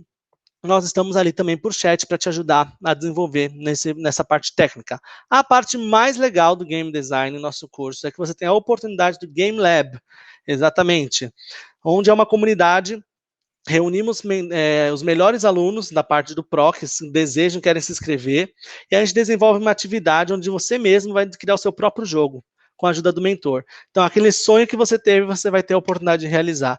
E a gente traz realmente empresas, network com pessoas afins para você apresentar seu jogo para a indústria de jogos. Então, você desenvolve com o mentor no Game Lab e você ainda apresenta aí para o mercado de trabalho, para os nossos parceiros, o seu jogo, com a oportunidade aí de alcançar o seu sonho de talvez ter seu primeiro jogo aí publicado na Game Lab. Nesse momento, galera, eu estou disponibilizando aqui em cima um botão, é um botão especial só para os participantes desse webinar. Clicando no botão, você vai colocar nome, telefone e e-mail, e amanhã nossos especialistas vão entrar em contato com você e você vai garantir uma oferta, tá bom? Uma oferta muito legal. A gente não costuma oferecer essa oferta para todo mundo, é um valor diferenciado do valor do site, é um valor que a gente preparou realmente para esse webinar. A gente falou, nossa, o Giliard vai estar aí, ele vai esperar muitos, vai dar muito sonho na galera. Então, vamos facilitar, vamos disponibilizar e facilitar esse sonho para o pessoal. Você que, então, tem sonho aí em começar Game Design, já a gente vai conversar um pouquinho mais sobre o que trata o curso, as possibilidades do curso. Clica aí no botão, coloca nome, telefone e e-mail, e amanhã nosso especialista vai conversar com vocês. Tá bom? Giliard, vamos lá? Que já a gente tem mais? Claro! A gente continua aqui porque esse caminho para a indústria nacional, ele ainda tem muitos passos para a gente conversar sobre, né? E agora a gente vai falar um pouco sobre o game designer que quer se preparar para chegar na indústria internacional, né? E essa é a parte central da nossa apresentação hoje, onde, como a gente viu antes, o game designer ele tem um papel fundamental e decisivo no desenvolvimento do jogo. Ele é o responsável por, como eu falei, planejar, desenhar e executar, seja com as suas próprias mãos ou liderando um time, as características, as funcionalidades do jogo que vão determinar se ele é um jogo divertido, um jogo duradouro, um jogo fácil de aprender. Então, tem uma série de requisitos diferentes que o designer precisa considerar e transforma isso em mecânicas, em sistemas, e tudo isso que ele faz é o papel fundamental do desenvolvimento de um game. Você precisa de programadores de excelente qualidade, você precisa de artistas no sentido mais literal da palavra, de excelente talento, mas o designer é a cola que vai fazer tudo isso se tornar um jogo de sucesso e um jogo divertido. Por causa disso, principalmente quando você fala de indústria internacional e de empresas muito grandes, o risco de contratar um profissional despreparado para uma posição de designer é muito alto. O preço a se pagar por contratar alguém que não dá, não chega no patamar desejado, é um risco que muitas empresas não podem pagar. Porque, como eu falei, é um papel fundamental. Então, a gente chega no tema central do nosso webinar de hoje, que é o paradoxo da experiência, que é aquele velho paradoxo. Eu preciso de experiência, para a vaga. Mas enquanto eu não encontrar uma vaga que vai me dar a chance de adquirir essa experiência, eu nunca vou conseguir entrar. O maior desafio de um game designer para entrar na indústria internacional é resolver esse paradoxo.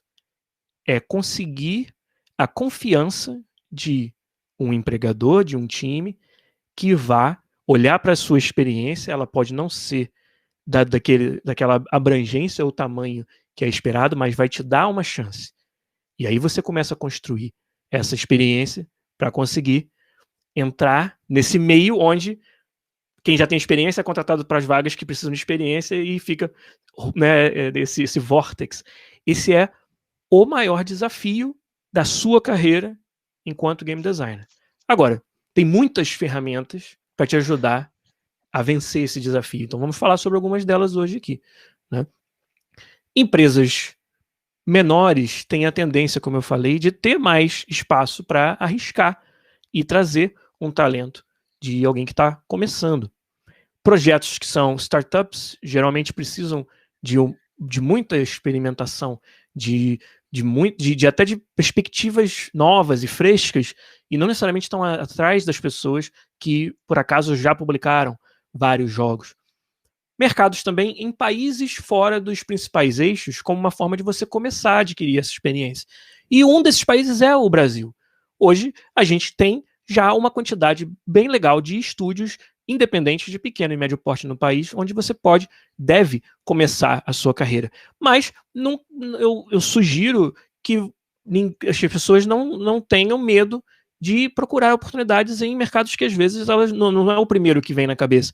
Eu tenho colegas que foram, por exemplo, para a Alemanha trabalhar em empresas menores de jogos free-to-play, adquiriram essa experiência e aí migraram para outros países. Hoje podem estar nos Estados Unidos, podem estar no Canadá, e aí conseguiram achar um caminho tangente para driblar o que eu chamo de paradoxo da experiência. Você ter uma massa crítica de experiência suficiente para aí sim achar a vaga que você estava procurando, né? Mas outra ferramenta que você pode utilizar é entrar exercendo um outro papel.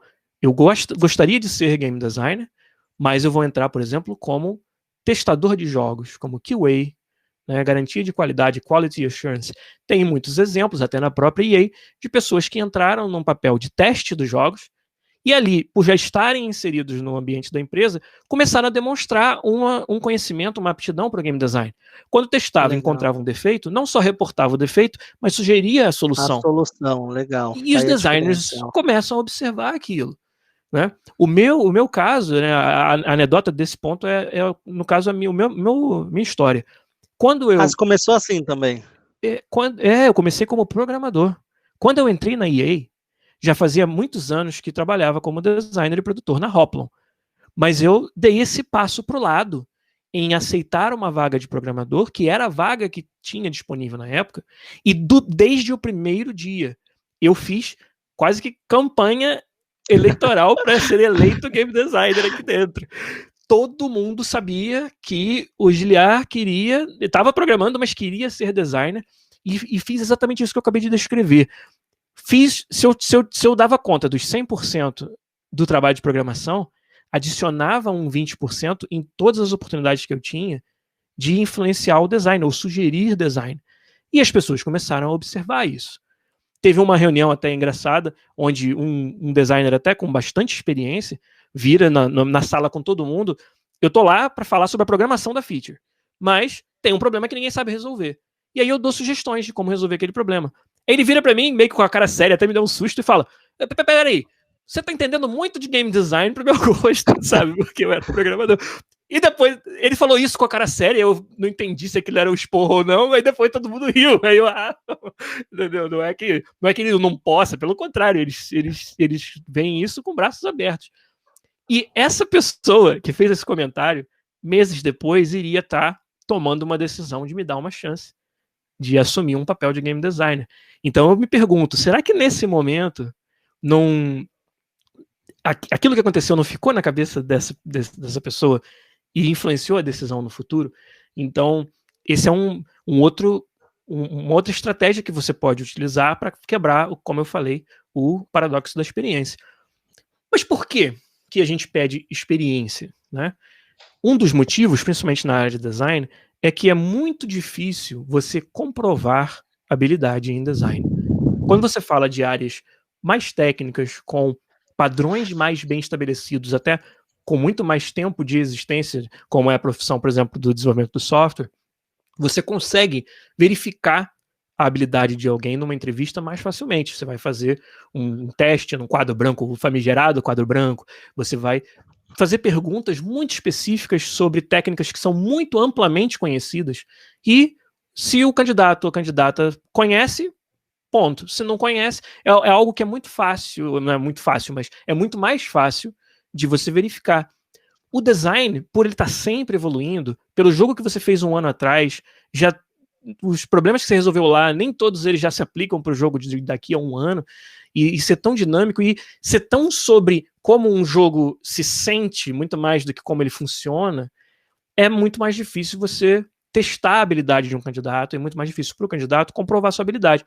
Então, pedir experiência acaba sendo uma forma mais fácil de você, pelo menos, se essa pessoa trabalhou X anos e desenvolveu X projetos, a probabilidade dela realmente saber o que está fazendo é maior, só pelo fato dela ter feito isso. Mas com isso você está jogando fora um monte de gente que pode ter essa habilidade, mas não teve ainda a oportunidade. E aí, Guilherme, o que muita gente está perguntando no chat é como fazer aquela primeira preparação. A pessoa terminou de estudar, perguntaram se é interessante você primeiro fazer uma graduação para depois você poder realmente começar a procurar emprego, ou você acha que você desenvolvendo um portfólio legal, tem um curso bacana que te guie, já pode te ajudar a começar a procurar as primeiras vagas?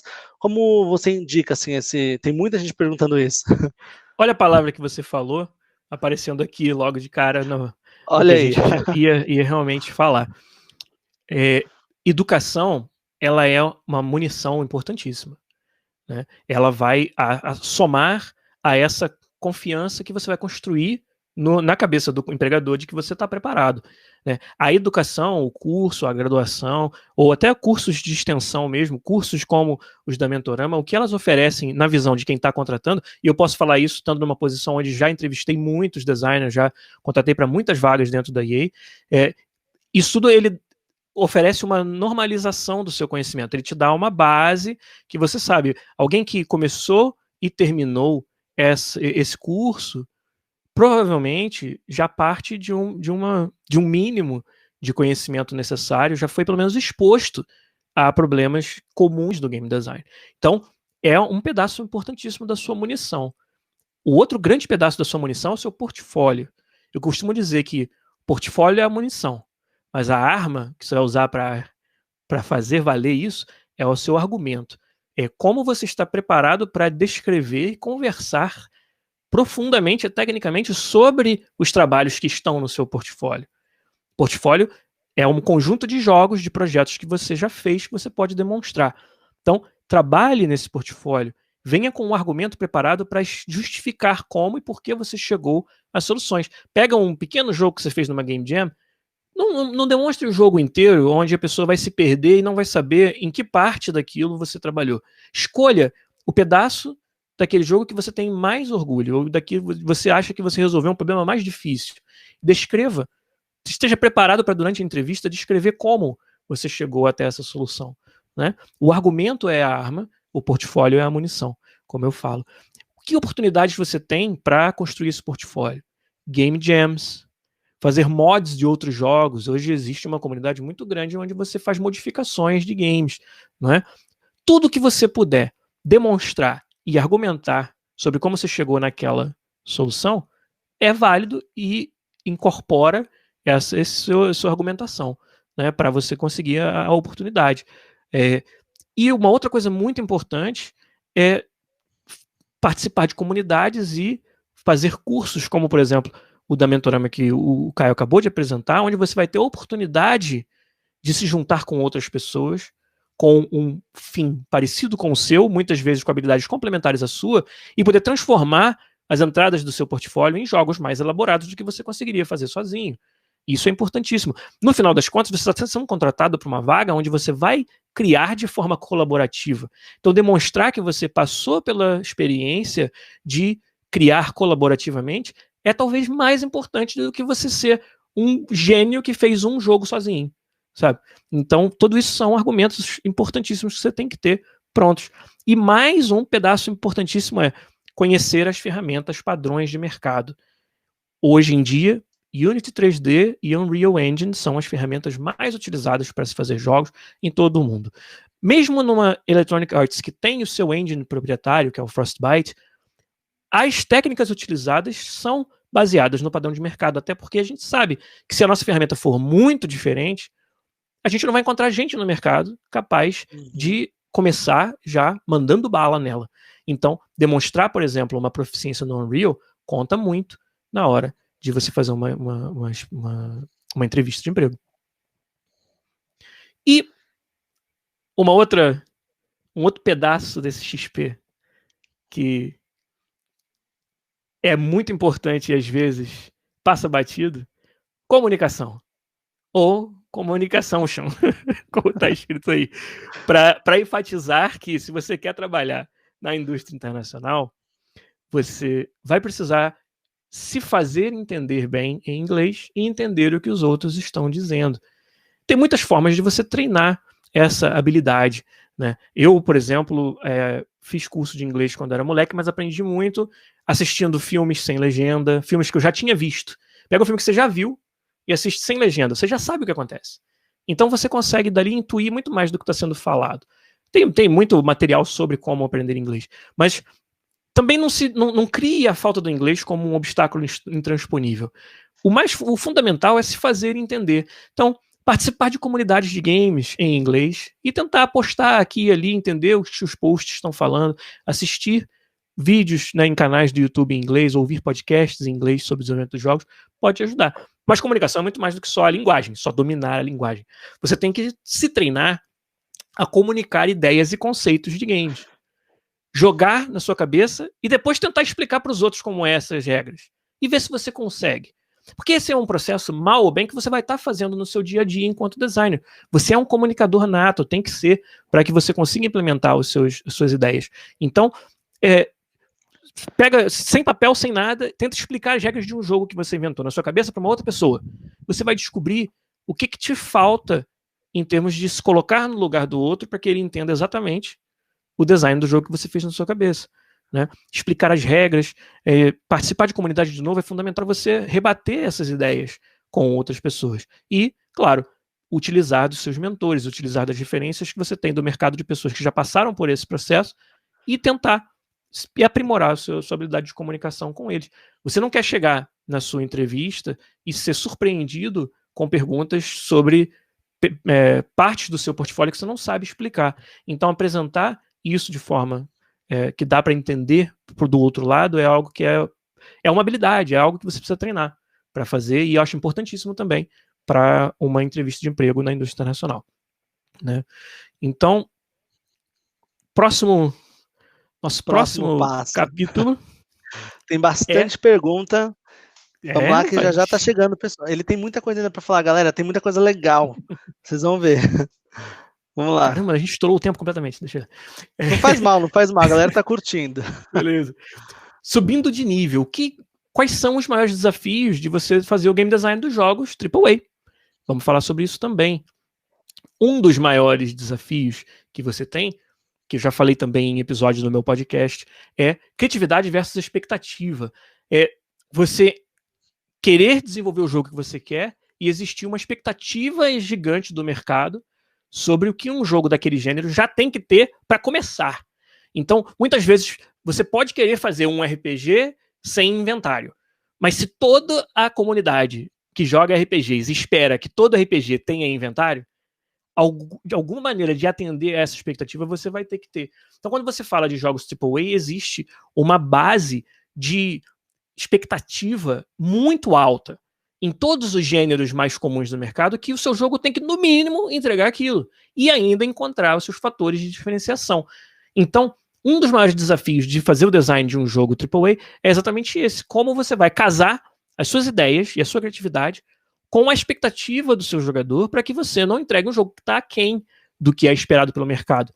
Né? Muitos projetos que nasceram e morreram, vamos dizer, 5, 10 anos atrás na indústria, cometeram esse erro de tentar inovar talvez um pouco demais num gênero já estabelecido e não trazer as coisas básicas que fazem as pessoas gostarem daquele gênero, né? E aí o seu RPG, o seu Action Adventure, ele não é nem notado no mercado, porque não tem aquela feature que todos os outros já têm e que eu gosto tanto, então não vou nem dar atenção.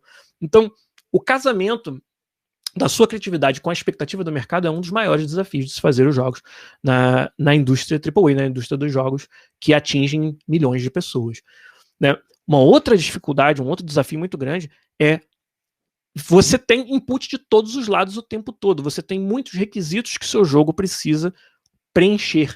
Então o jogo ele tem que trazer novos jogadores, agradar os jogadores que já conhecem aquela franquia e já jogam. Ele tem que estimular o jogador a jogar de formas diferentes e explorar o jogo. Às vezes vem um requisito de uma direção que você não esperava, de negócio. Olha, a gente tem que mudar alguma coisa no design do jogo porque nossa monetização não está dando o resultado esperado. E o designer ele é um parceiro de todos esses interessados e essas fontes de input. Além do que, hoje em dia, analytics, né, dados sobre como o jogo está sendo jogado, são uma outra fonte de input muito importante que o designer tem que considerar. E isso tudo ainda deixando o jogo divertido, isso tudo sem, por exemplo, por uma mudança que você fez para tentar monetizar um pouco mais o seu jogo, você torna um jogo que não tem mais graça de jogar para quem não gasta dinheiro, por exemplo. Então, o designer ele é o defensor, né, da diversão, como eu falei, ele é o responsável pela diversão. E um desafio muito grande de fazer jogos do tamanho dos jogos AAA é considerar todos esses inputs diferentes e ainda assim entregar um jogo divertido. Mas é também o que faz ser tão interessante, tão desafiador e tão mágico quando você consegue resolver esse problema, né? E um outro desafio muito grande é ser adaptável, que é reagir ao feedback, muitas vezes, da comunidade ou a situações que você não esperava que fossem acontecer. Ser adaptável no sentido de não estar casado e amarrado com aquela ideia original de jogo que você tinha. Estar disposto a, mesmo que você sinta que aquele jogo é o seu bebê, está disposto a, às vezes, fazer mudanças profundas no que você tinha desenhado, porque as fontes de feedback estão te dizendo que é isso que precisa ser feito. Então isso requer uma grande maturidade da parte do designer, de não se sentir casado com a ideia do jogo, amarrado a ela, e lidar com o trabalho de fazer o design de uma forma objetiva. Temos objetivos de negócio, temos métricas e temos a diversão do jogador que tem que ser preservada. Como eu faço para considerar isso tudo e às vezes fazer mudanças até profundas no meu jogo, mas estar disposto a fazer isso e enxergar os jogos como um produto que não é feito para o designer, é feito para o jogador. E o feedback que o jogador está te dando é algo que você precisa considerar de forma decisiva no seu trabalho. E aí a anedota sobre essa parte, porque a gente tem que dar uma corrida aqui, mas eu não queria deixar de contar, trabalhar em jogos AAA te coloca em situações muito diferentes. E eu tive algumas situações bem legais para contar, mas vou contar uma para vocês aqui, né, do meu trabalho na EA, que foi quando, no FIFA 18, no modo história, tinha um personagem que é um jogador da vida real, que interagir com o personagem da história, que é o Alex Hunter. O Hunter ia na casa, né, desse personagem, e eles iam conversar na piscina e bater uma bola e tal, e tinha uma parte da história que revolvia em torno de um jogador real, um pouco conhecido de vocês. E alguém precisava escrever as linhas de diálogo que esse jogador ia falar, ia gravar pro jogo. E era um jogador brasileiro, né? E as linhas eram em português. E aí os escritores vieram pro designer brasileiro que eles conheciam e pediram: dá pra você escrever as linhas de diálogo que esse cara vai falar? E aí eu escrevi, tentei fazer de uma forma que parecesse alguém, né, de uma origem um pouco mais até humilde, que eu sabia a história desse jogador, tinha amplos material de entrevistas dadas por esse jogador, né, que eu sabia o estilo em que ele falava, se comunicava. Então eu escrevi, acho que ficou bem autêntico, a versão em português pelo menos, claro que foi traduzido para o inglês e um ator gravou as frases em inglês, mas na versão em português o texto que ele fala foi eu que escrevi. E aí, não tive contato direto com esse jogador, mas ele me mandou de presente um negocinho que eu tenho muito orgulho de pendurar aqui no meu escritório, mas vou mostrar para vocês. Foi o presente que ele me deu. Peraí. É grande. Vamos ver, qual é grande esse presente. Olha lá. Autografada ainda, hein? Que presente. Camisa autografada que o Neymarzito me mandou por ter feito esse trabalho. E é uma daquelas coisas assim que, no final das contas, você se estressa, você, sabe, tem uma pressão danada. Trabalhar nesse nível é algo muito, muito desgastante, muito recompensador também. Mas esse é o tipo de coisa que faz, cara, você esquecer disso tudo naquela hora, faz ver que vale a pena. E é uma das coisas que eu tenho mais orgulho, assim, de ter colecionado desse meu trabalho com o FIFA, foi esse momento aí. Então eu queria compartilhar com vocês. Que incrível de verdade. Já já ele vai continuar falando, bebe uma água aí, Giliard. Que agora eu quero contar para vocês uma coisa que muita gente está perguntando aí, que é qual é a programação do curso, o que você vai aprender, o que o curso aborda. Vou te explicar rapidinho para o Giliard continuar já já, tá bom? Nosso programa do curso Design de Games do Zero ao Pro, ele tem 27 horas de teoria e 60 horas de prática. Você vai passar da parte do criar um jogo com um bom enredo, né, aquele gameplay, equilíbrio de desafios e recompensas, como o Giliard falou, qual é a métrica exata de equilibrar, né, o difícil com o fácil, fazer o jogo ter aquele engajamento legal, criar portfólio de teste, que já o Giliard vai mostrar no final, como ele, um pouco do FIFA dele, como eles testam mais ou menos isso, as mecânicas do jogo que a gente usa e você vai aprender no nosso curso é Unreal e Engine 4, tá bom? Unreal Engine 4 e Unity, beleza? São as duas ferramentas que você vai aprender durante o curso para desenvolver a parte de game design. Você vai aprender como é a estrutura e todo o processo de estudo dentro de uma empresa realmente que trabalha com game design, como o Giliard falou, são muitas áreas. Tá? Ele é dividido em 2 blocos e já na primeira parte do bloco, você já tem a oportunidade aí de se inscrever no Game Lab, para ser selecionado entre os melhores alunos, e você toda semana vai ter um encontro com o mentor ao vivo, para ter essa oportunidade de desenvolver aí no Game Lab o seu próprio jogo com mentoria, tá bom? Já na parte 1. Nós temos um aluno que nem terminou a primeira parte do iniciante, ele já se inscreveu e já foi chamado para o Game Lab, ele já está realmente desenvolvendo um jogo muito legal, já é o primeiro trabalho dele do portfólio, ele nem terminou a parte 1 do nosso curso, tá bom, galera? É realmente um curso muito legal e focado em prática.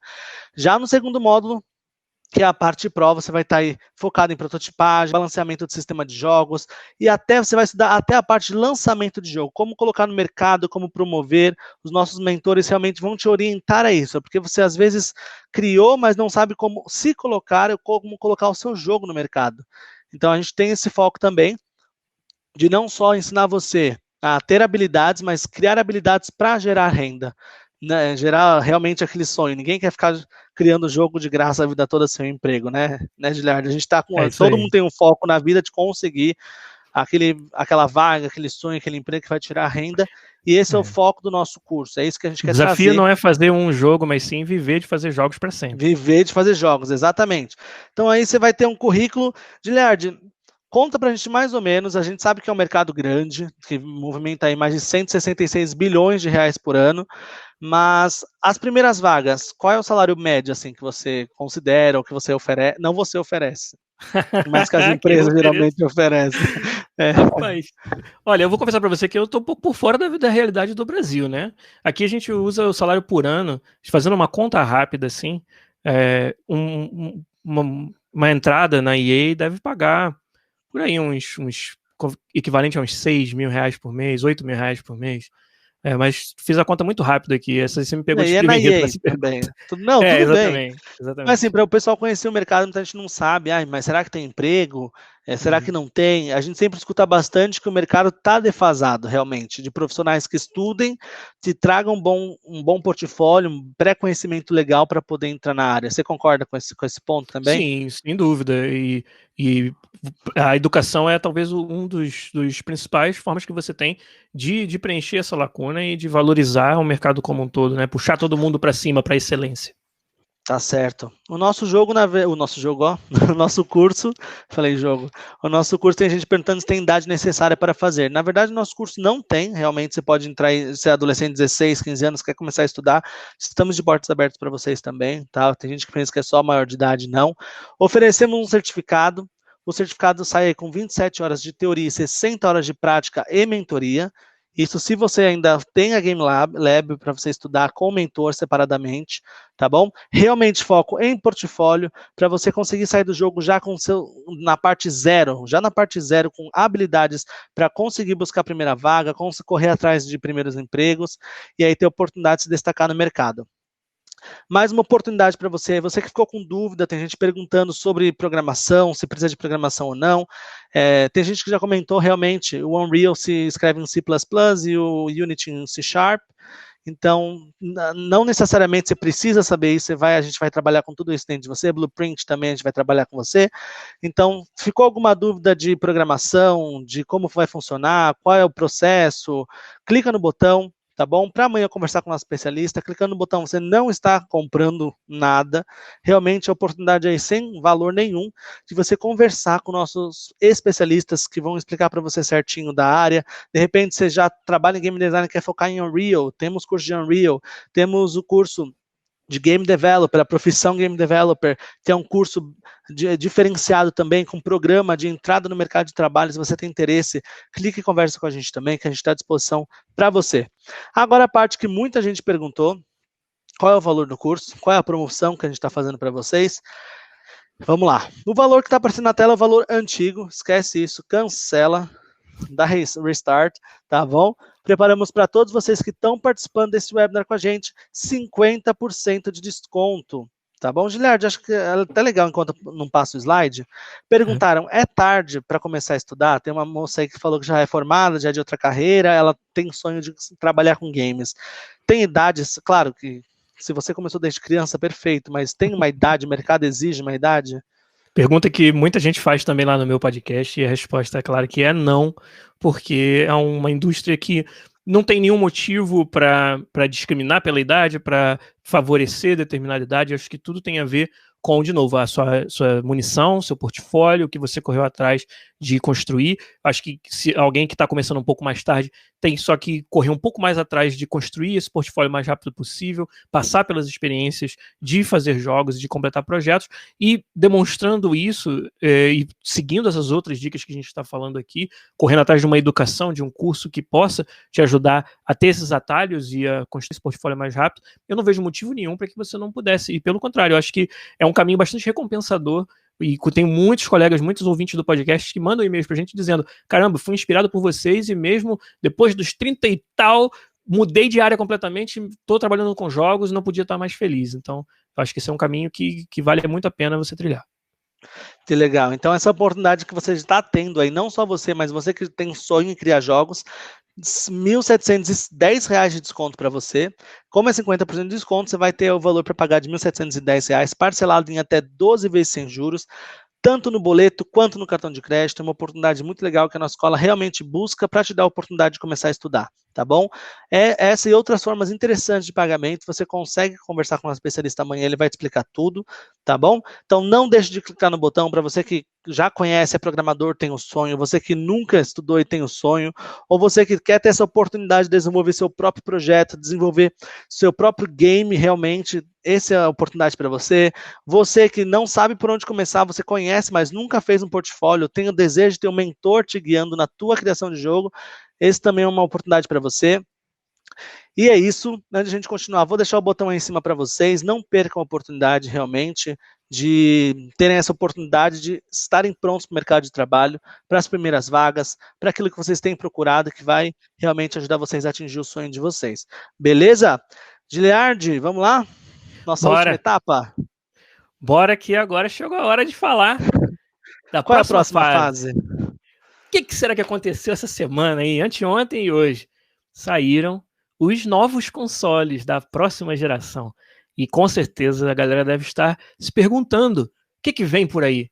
E principalmente para o designer, o que significa a nova geração dos videogames. Então vamos falar um pouquinho sobre isso, sobre o futuro do game design por aí.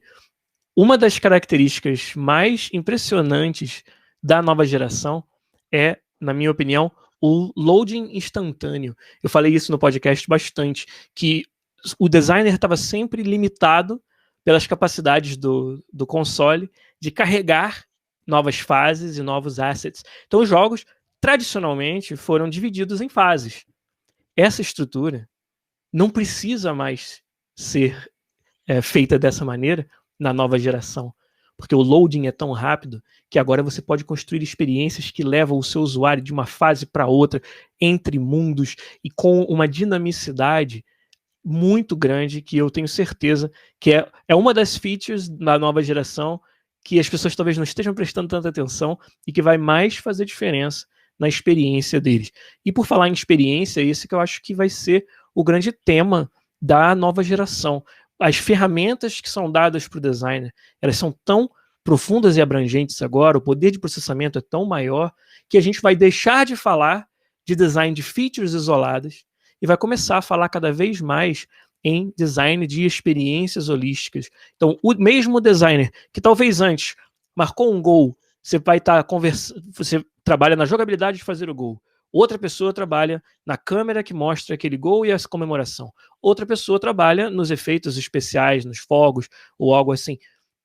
Cada vez mais a capacidade da nova geração está nos dando ferramentas para que você faça todo esse design em conjunto e não mais seja o cara da jogabilidade, a menina dos efeitos especiais, o designer do áudio, e sim design de experiências como um todo.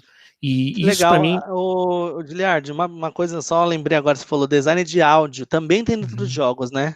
Sim, sem dúvida. Parte importantíssima. Quando você fala de apresentar o jogo para o jogador, as janelas que o jogador tem para observar o jogo são o vídeo e o áudio, quase que em mesma proporção em determinados casos. Então, design de áudio é super importante. Que legal. Então, só vou fazer um merchan aqui. Semana que vem a Mentorama vai fazer. Semana que vem a Mentorama vai fazer um webinar também sobre audio design para games, tá bom? Sim. Então, você que ainda não conhece a gente, vai lá no Facebook, Instagram, se inscreve para participar. Uma pergunta que mandaram aqui. Qual é a experiência? Você encontrou uma dificuldade de programar para essa antiga geração e a nova geração? Programar não, mas seu designer de games. Quais foram os desafios? Claro. Quando a gente tem uma transição de geração, você sempre tem o desafio da confidencialidade. Durante aquele ano em que os consoles não foram anunciados, você tem que desenvolver tudo escondido. Então esse é um desafio que qualquer transição de geração nos dá, né? Na EA, agora a gente está trabalhando de casa, que até foi um outro problema, que ninguém pode trazer os equipamentos da nova geração para casa, porque é altamente confidencial. Mas quando a gente estava desenvolvendo ainda lá no estúdio, tinha toda uma área separada, onde só quem trabalha na nova geração poderia entrar, para que nem foto do equipamento que não foi mostrado ou anunciado possa ser tirada. Então essa é uma dificuldade, mas especificamente quando você fala do jogo rodando no console PlayStation 4 e o jogo rodando agora no PlayStation 5, pelo contrário, eu acho que tem mais facilidades. Você tem como o amadurecimento das ferramentas que a Sony, que a Microsoft nos oferecem, ele vem acontecendo ao longo do tempo. Quando você chega numa nova geração, por mais que tenha novas funcionalidades, essas ferramentas foram sendo aperfeiçoadas durante todo esse tempo. Então, para nós, na verdade, são oportunidades de fazer cada vez mais, né? E também o fato de que a indústria de consoles, ela vem vamos dizer, se tornando mais homogênea, né? Na época do PlayStation 3, por exemplo, a diferença entre programar para o PlayStation 3 e programar para o Xbox, na época era o 360, era muito maior, né? Porque as máquinas eram muito diferentes, e aí foram meio que se tornando algo que é comoditizado, né? Que é comum, e agora você muito mais facilmente consegue portar coisas entre uma e outra. Então, tudo isso, eu acho que não é necessariamente uma característica dessa geração, é um amadurecimento da indústria como um todo. Quanto mais gerações de consoles você coloca no mercado, melhor você é em fazer isso, né? Mais maduro você está nas suas ferramentas, e isso pra gente só traz novas oportunidades e vantagens e melhorias, né? Então, para a gente continuar aqui, design das experiências, como eu falei, outra característica grande da nova geração e que a gente está vendo é diferentes dispositivos estando interagindo com o jogo ao mesmo tempo. A gente está cada vez mais quebrando as barreiras das plataformas e criando jogos que são independentes de plataforma. O crossplay é algo que é muito presente hoje. Você poder jogar um jogador do Xbox com um jogador do PlayStation na mesma partida, né? E muitas vezes crossplay também com dispositivos móveis, como celulares, né? E isso só vai continuar a crescer. Ainda mais quando você fala também de plataformas de streaming, de cloud gaming, onde não está mais rodando o jogo no seu dispositivo, está rodando na nuvem, está rodando no data center. Então, qualquer dispositivo que tenha uma tela e que tenha uma forma de você interagir com ele se torna o seu videogame. Então, esse vai ser um grande desafio dos designers, é desenhar experiências para uma plataforma abstrata que engloba todos os dispositivos que o seu jogador tem na sua casa. Como que o cara que está no dispositivo de toque vai interagir com o jogo, do mesmo jeito que o cara que está com o controle na mão e a TV 4K vai interagir com aquele game, como eles podem competir, cooperar e influenciar o mundo do jogo. E essa é uma oportunidade fantástica para quem é um designer de fazer experiências muito inovadoras e disruptivas, que a nova geração nos proporciona, né? Além disso, novos modelos de negócio estão aparecendo. Olha quantos sistemas de assinaturas estão surgindo, né, muito inspirados no Netflix, que não mais você vai necessariamente estar vendendo cada cópia do jogo para cada jogador, mas sim mantendo o jogador engajado dentro da experiência como forma de fazer com que ele continue a sua assinatura, né? E essa é uma outra forma de você pensar os jogos que vai influenciar, com certeza já está influenciando como você faz o design. Eu acho que esses novos modelos de negócio têm o potencial de cada vez mais a gente poder fazer o que eu chamo de free-to-play do bem, que são jogos que são gratuitos ou estão incluídos na sua assinatura e que não precisam das mecânicas que muitos jogos free-to-play utilizam para te levar na direção da monetização, para que você veja-se quase obrigado a pagar pelo jogo. Não, se os jogos estão dentro de plataformas de assinatura e são recompensados pelo engajamento, que é o quanto mais o seu jogador está engajado, está participando do jogo, mais você recebe em retorno, é o melhor cenário que você poderia esperar para um desenvolvedor de jogos, porque os leva a fazer jogos engajantes, jogos que você queira estar sempre voltando a eles, queira estar sempre interagindo com cada vez mais conteúdo, com mais features que te fazem realmente querer ficar no jogo, e não necessariamente features que vão te levar a gastar dinheiro no jogo, né, como forma de se manter, né? Então, eu acho que os novos modelos de negócio vão nos habilitar a fazer cada vez mais jogos que eu chamo de free-to-play do bem, né? E, além disso, algo que é muito importante nesse momento é que não só os consoles estão apresentando uma nova geração. Nós temos uma nova geração de jogadores e uma nova geração de desenvolvedores. Uma geração muito mais preocupada com questões de ética e de representatividade nos games. Designers que realmente entendem que o seu papel enquanto fazedor de jogo, desenvolvedor de um jogo, é trazer jogos que respeitem o tempo do usuário, o bolso do usuário e experiências que sejam positivas para a vida de todo mundo, né? E, além disso, a representatividade. Os jogos se amadurecendo e percebendo que eles são uma fonte de opinião, eles são parte da cultura de todas as pessoas do mundo e um movimento que a gente sabe que existe no mundo inteiro de consumidores que querem interagir com marcas que representem os seus valores, né, que demonstrem os mesmos valores que o consumidor valoriza.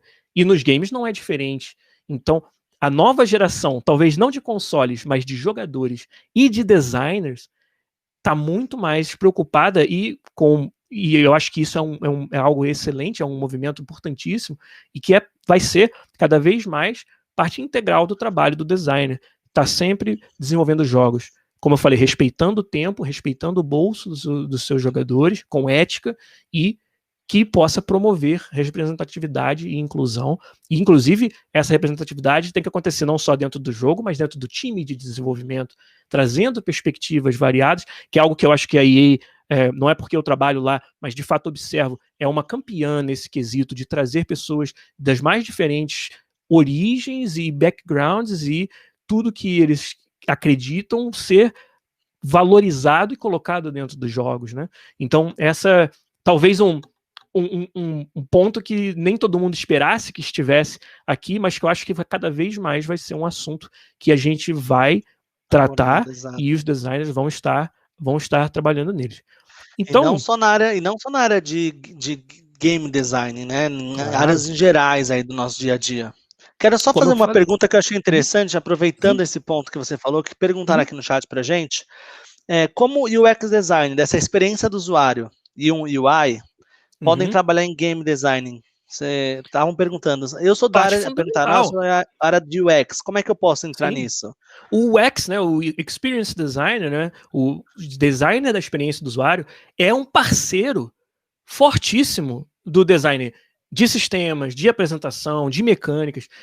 Nós aqui temos, dentro da EA, um departamento de UX, que talvez é um dos que eu mais interajo, porque toda vez que a gente tem uma proposta de um novo comando, um novo pedaço de interface para mostrar algo para o jogador, a gente passa pelo time de UX para nos dar as boas práticas, como que eu utilizo formas e cores, e como que se insere esse novo elemento nos elementos que já existem para tornar a experiência homogênea, para que a comunicação seja clara com o usuário. Não é por acaso que você joga, observa os elementos do cenário ou da tela e eles se harmonizam.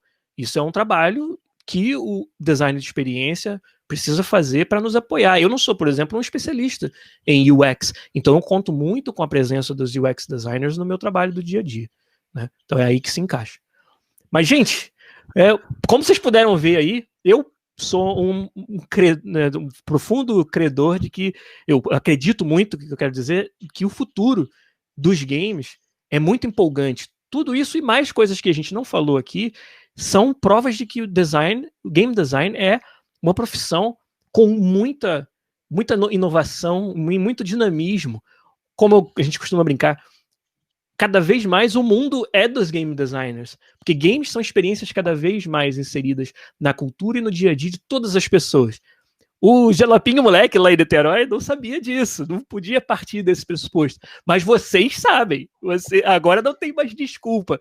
Tendo a gente conversado sobre tudo isso aqui, não tem motivo mais para ficar parado e nem desculpa para não correr atrás do seu sonho, que é o sonho de viver e desenvolver os videogames. Então, esse é o conteúdo que a gente tinha para hoje. Muito obrigado, pessoal. Um abraço para vocês e vamos responder perguntas daqui a pouco.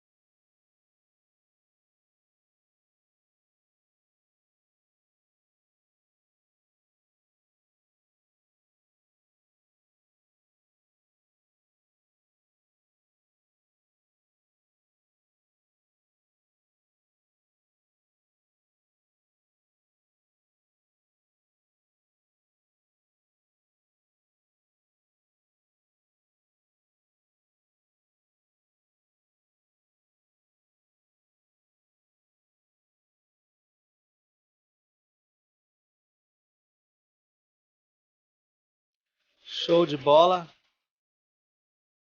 Gostaram? Muito legal. Então, galera, chegamos na nossa parte aí de perguntas e respostas. Realmente, a gente gostaria muito de responder a todas as perguntas, porém temos muitas perguntas, tá bom? Eu tentei fazer algumas durante o meio. Infelizmente, a gente não vai conseguir responder a todas, tá bom? Vamos lá. Vamos fazer uma pergunta legal aqui. Querem saber aqui, o Luiz, quanto à localização, é possível atuar na área de forma remota ou morar em grandes centros como São Paulo, por exemplo? É imprescindível? Olha, eu acho que a pandemia ensinou a todo mundo que trabalhar remotamente é uma necessidade, mesmo que a gente perca um pouco da praticidade de você fazer reuniões e criação colaborativa. Eu falei muito sobre criação colaborativa hoje, e isso é algo que é difícil de você fazer quando você não está presente, né? Mas a gente está aprendendo. Acho que a indústria de games está amadurecendo esse lado também. Então, eu diria assim que, dependendo da oportunidade, né, dependendo do tipo de jogo que você está fazendo, é mais provável que você possa fazer de forma remota, mas eu ainda acho que os grandes games, os projetos maiores, que necessitam, como eu falei, dessa colaboração mais próxima e de muitas pessoas e muitas habilidades diferentes, é provável que você precise estar presente, né, fisicamente num estúdio. Eu não vejo isso também acabando de uma vez por outra. Então, acho que é interessante você pensar se essa é uma carreira que você quer, na possibilidade dessa carreira ter que te levar para lugares diferentes, como fez comigo. Eu era lá de Niterói, morei em Florianópolis, trabalhando na Hopla durante alguns anos, e agora estou aqui, cara, 12 mil quilômetros de distância em Vancouver, no Canadá. Que legal. Vamos para mais uma pergunta que é interessante e é legal, que todo mundo gosta de saber. Opa, não é essa. Vamos para de cima. Vamos lá. Estão fazendo bastante pergunta.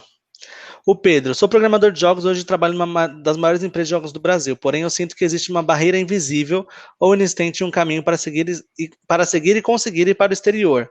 Você também tinha esse sentimento? Eu senti, na minha época, que é muito diferente de agora, que eu estava atingindo um teto de onde eu poderia chegar. Agora, afirmar que esse é o caso ainda no Brasil hoje, eu já não tenho tanta certeza. Eu acho que a indústria brasileira tem alguns estúdios bem interessantes, bem grandes, né? Mas é claro que não tem como a gente responder essa pergunta para todo mundo. Se você acha que o seu caminho é ir para o exterior, acho que hoje a gente mostrou aqui várias ferramentas, várias formas que você tem de, como eu falei, construir a sua munição com o seu portfólio e o seu argumento, que é a sua arma, para se candidatar a vagas fora, né, se esse é o caminho que você deseja trilhar. Agora, no Brasil, eu acho que a gente precisa de mais líderes, mais empreendedores, né, pessoas que vão criar as oportunidades para que os grandes talentos não precisem sair do país, né? Isso eu vejo que está acontecendo, né, e eu acho que cada vez mais a indústria brasileira é um lugar onde um desenvolvedor de alto nível pode permanecer. Mas como eu falei, responder para cada um é difícil, porque cada um tem prioridades diferentes, né, na vida no momento. Mas eu acho que o céu é o limite para quem quer trabalhar com games. Se você quer trabalhar fora, espero que com essas dicas de hoje você tenha tido um pouco mais de munição aí para usar nessa hora. Legal. Agora, outra pergunta, que é aquela que eu tinha selecionado antes, do Fábio. Como as empresas conseguem identificar um bom candidato para a vaga através dos pequenos projetos que a gente desenvolve, como dos da Mentorama ou do Game Jams, por exemplo? Certo. Como eu falei, a arma vai ser o seu argumento, né? Como é que a empresa identifica um bom candidato? Vai olhar o currículo, então ali vai ter o seu portfólio, ali a sua munição. Se aquilo chamar a atenção, você pode ser convidado para apresentar o seu argumento, né? A entrevista, ela é basicamente isso, né? Prove para nós que você está preparado para essa vaga. Então é nesse momento que eu acho que os pequenos projetos e protótipos, eles fazem essa diferença. Se você estiver preparado para demonstrar, para falar, para argumentar sobre o porquê que aquele pequeno projeto ou aquele protótipo te preparou para essa vaga.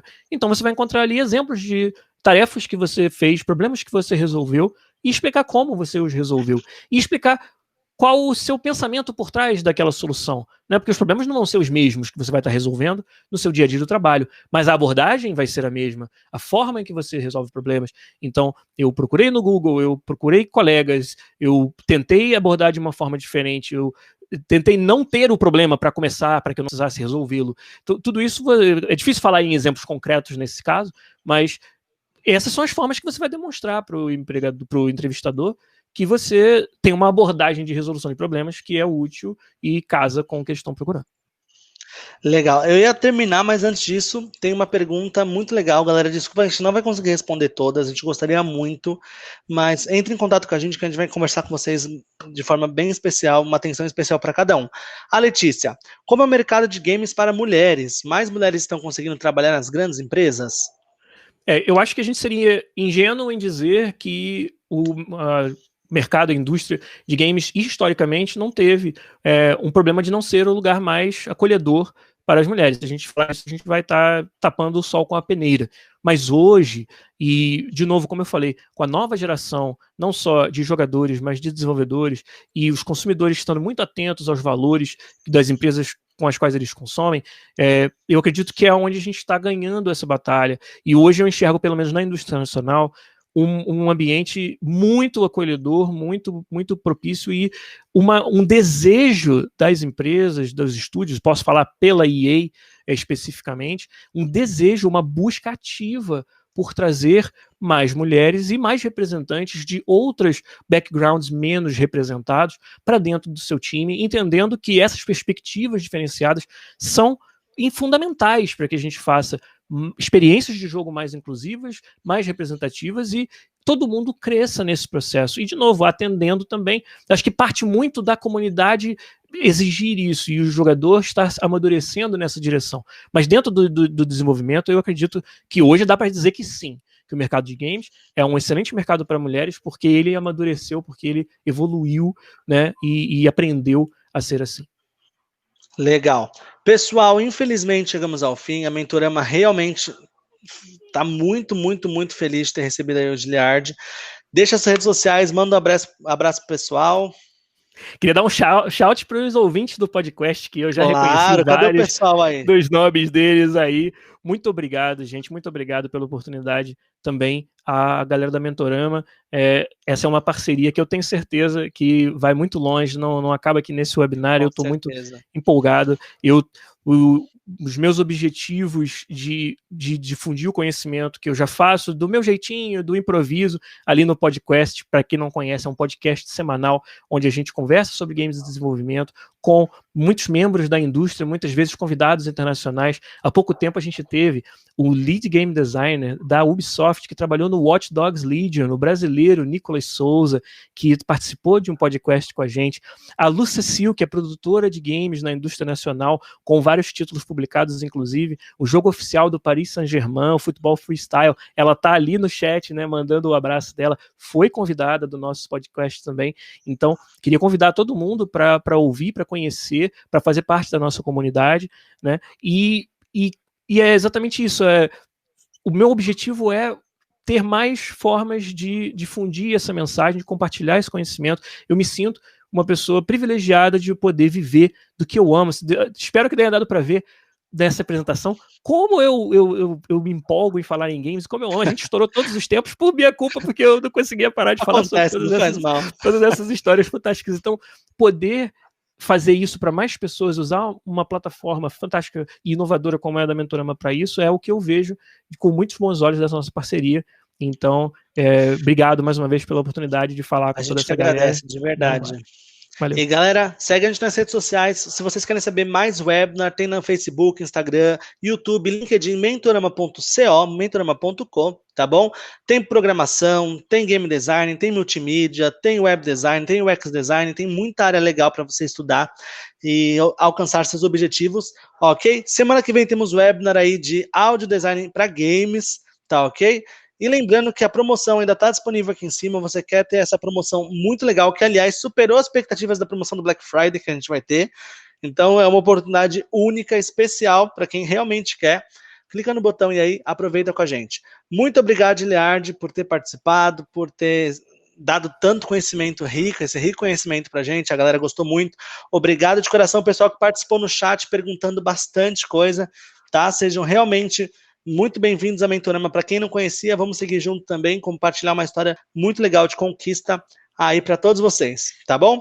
Grande abraço, Giliard, nos vemos aí, quem sabe, em breve. Isso aí, tá abraço. Bom? Valeu, gente, tchau. Abraço, pessoal, boa noite, tchau, tchau.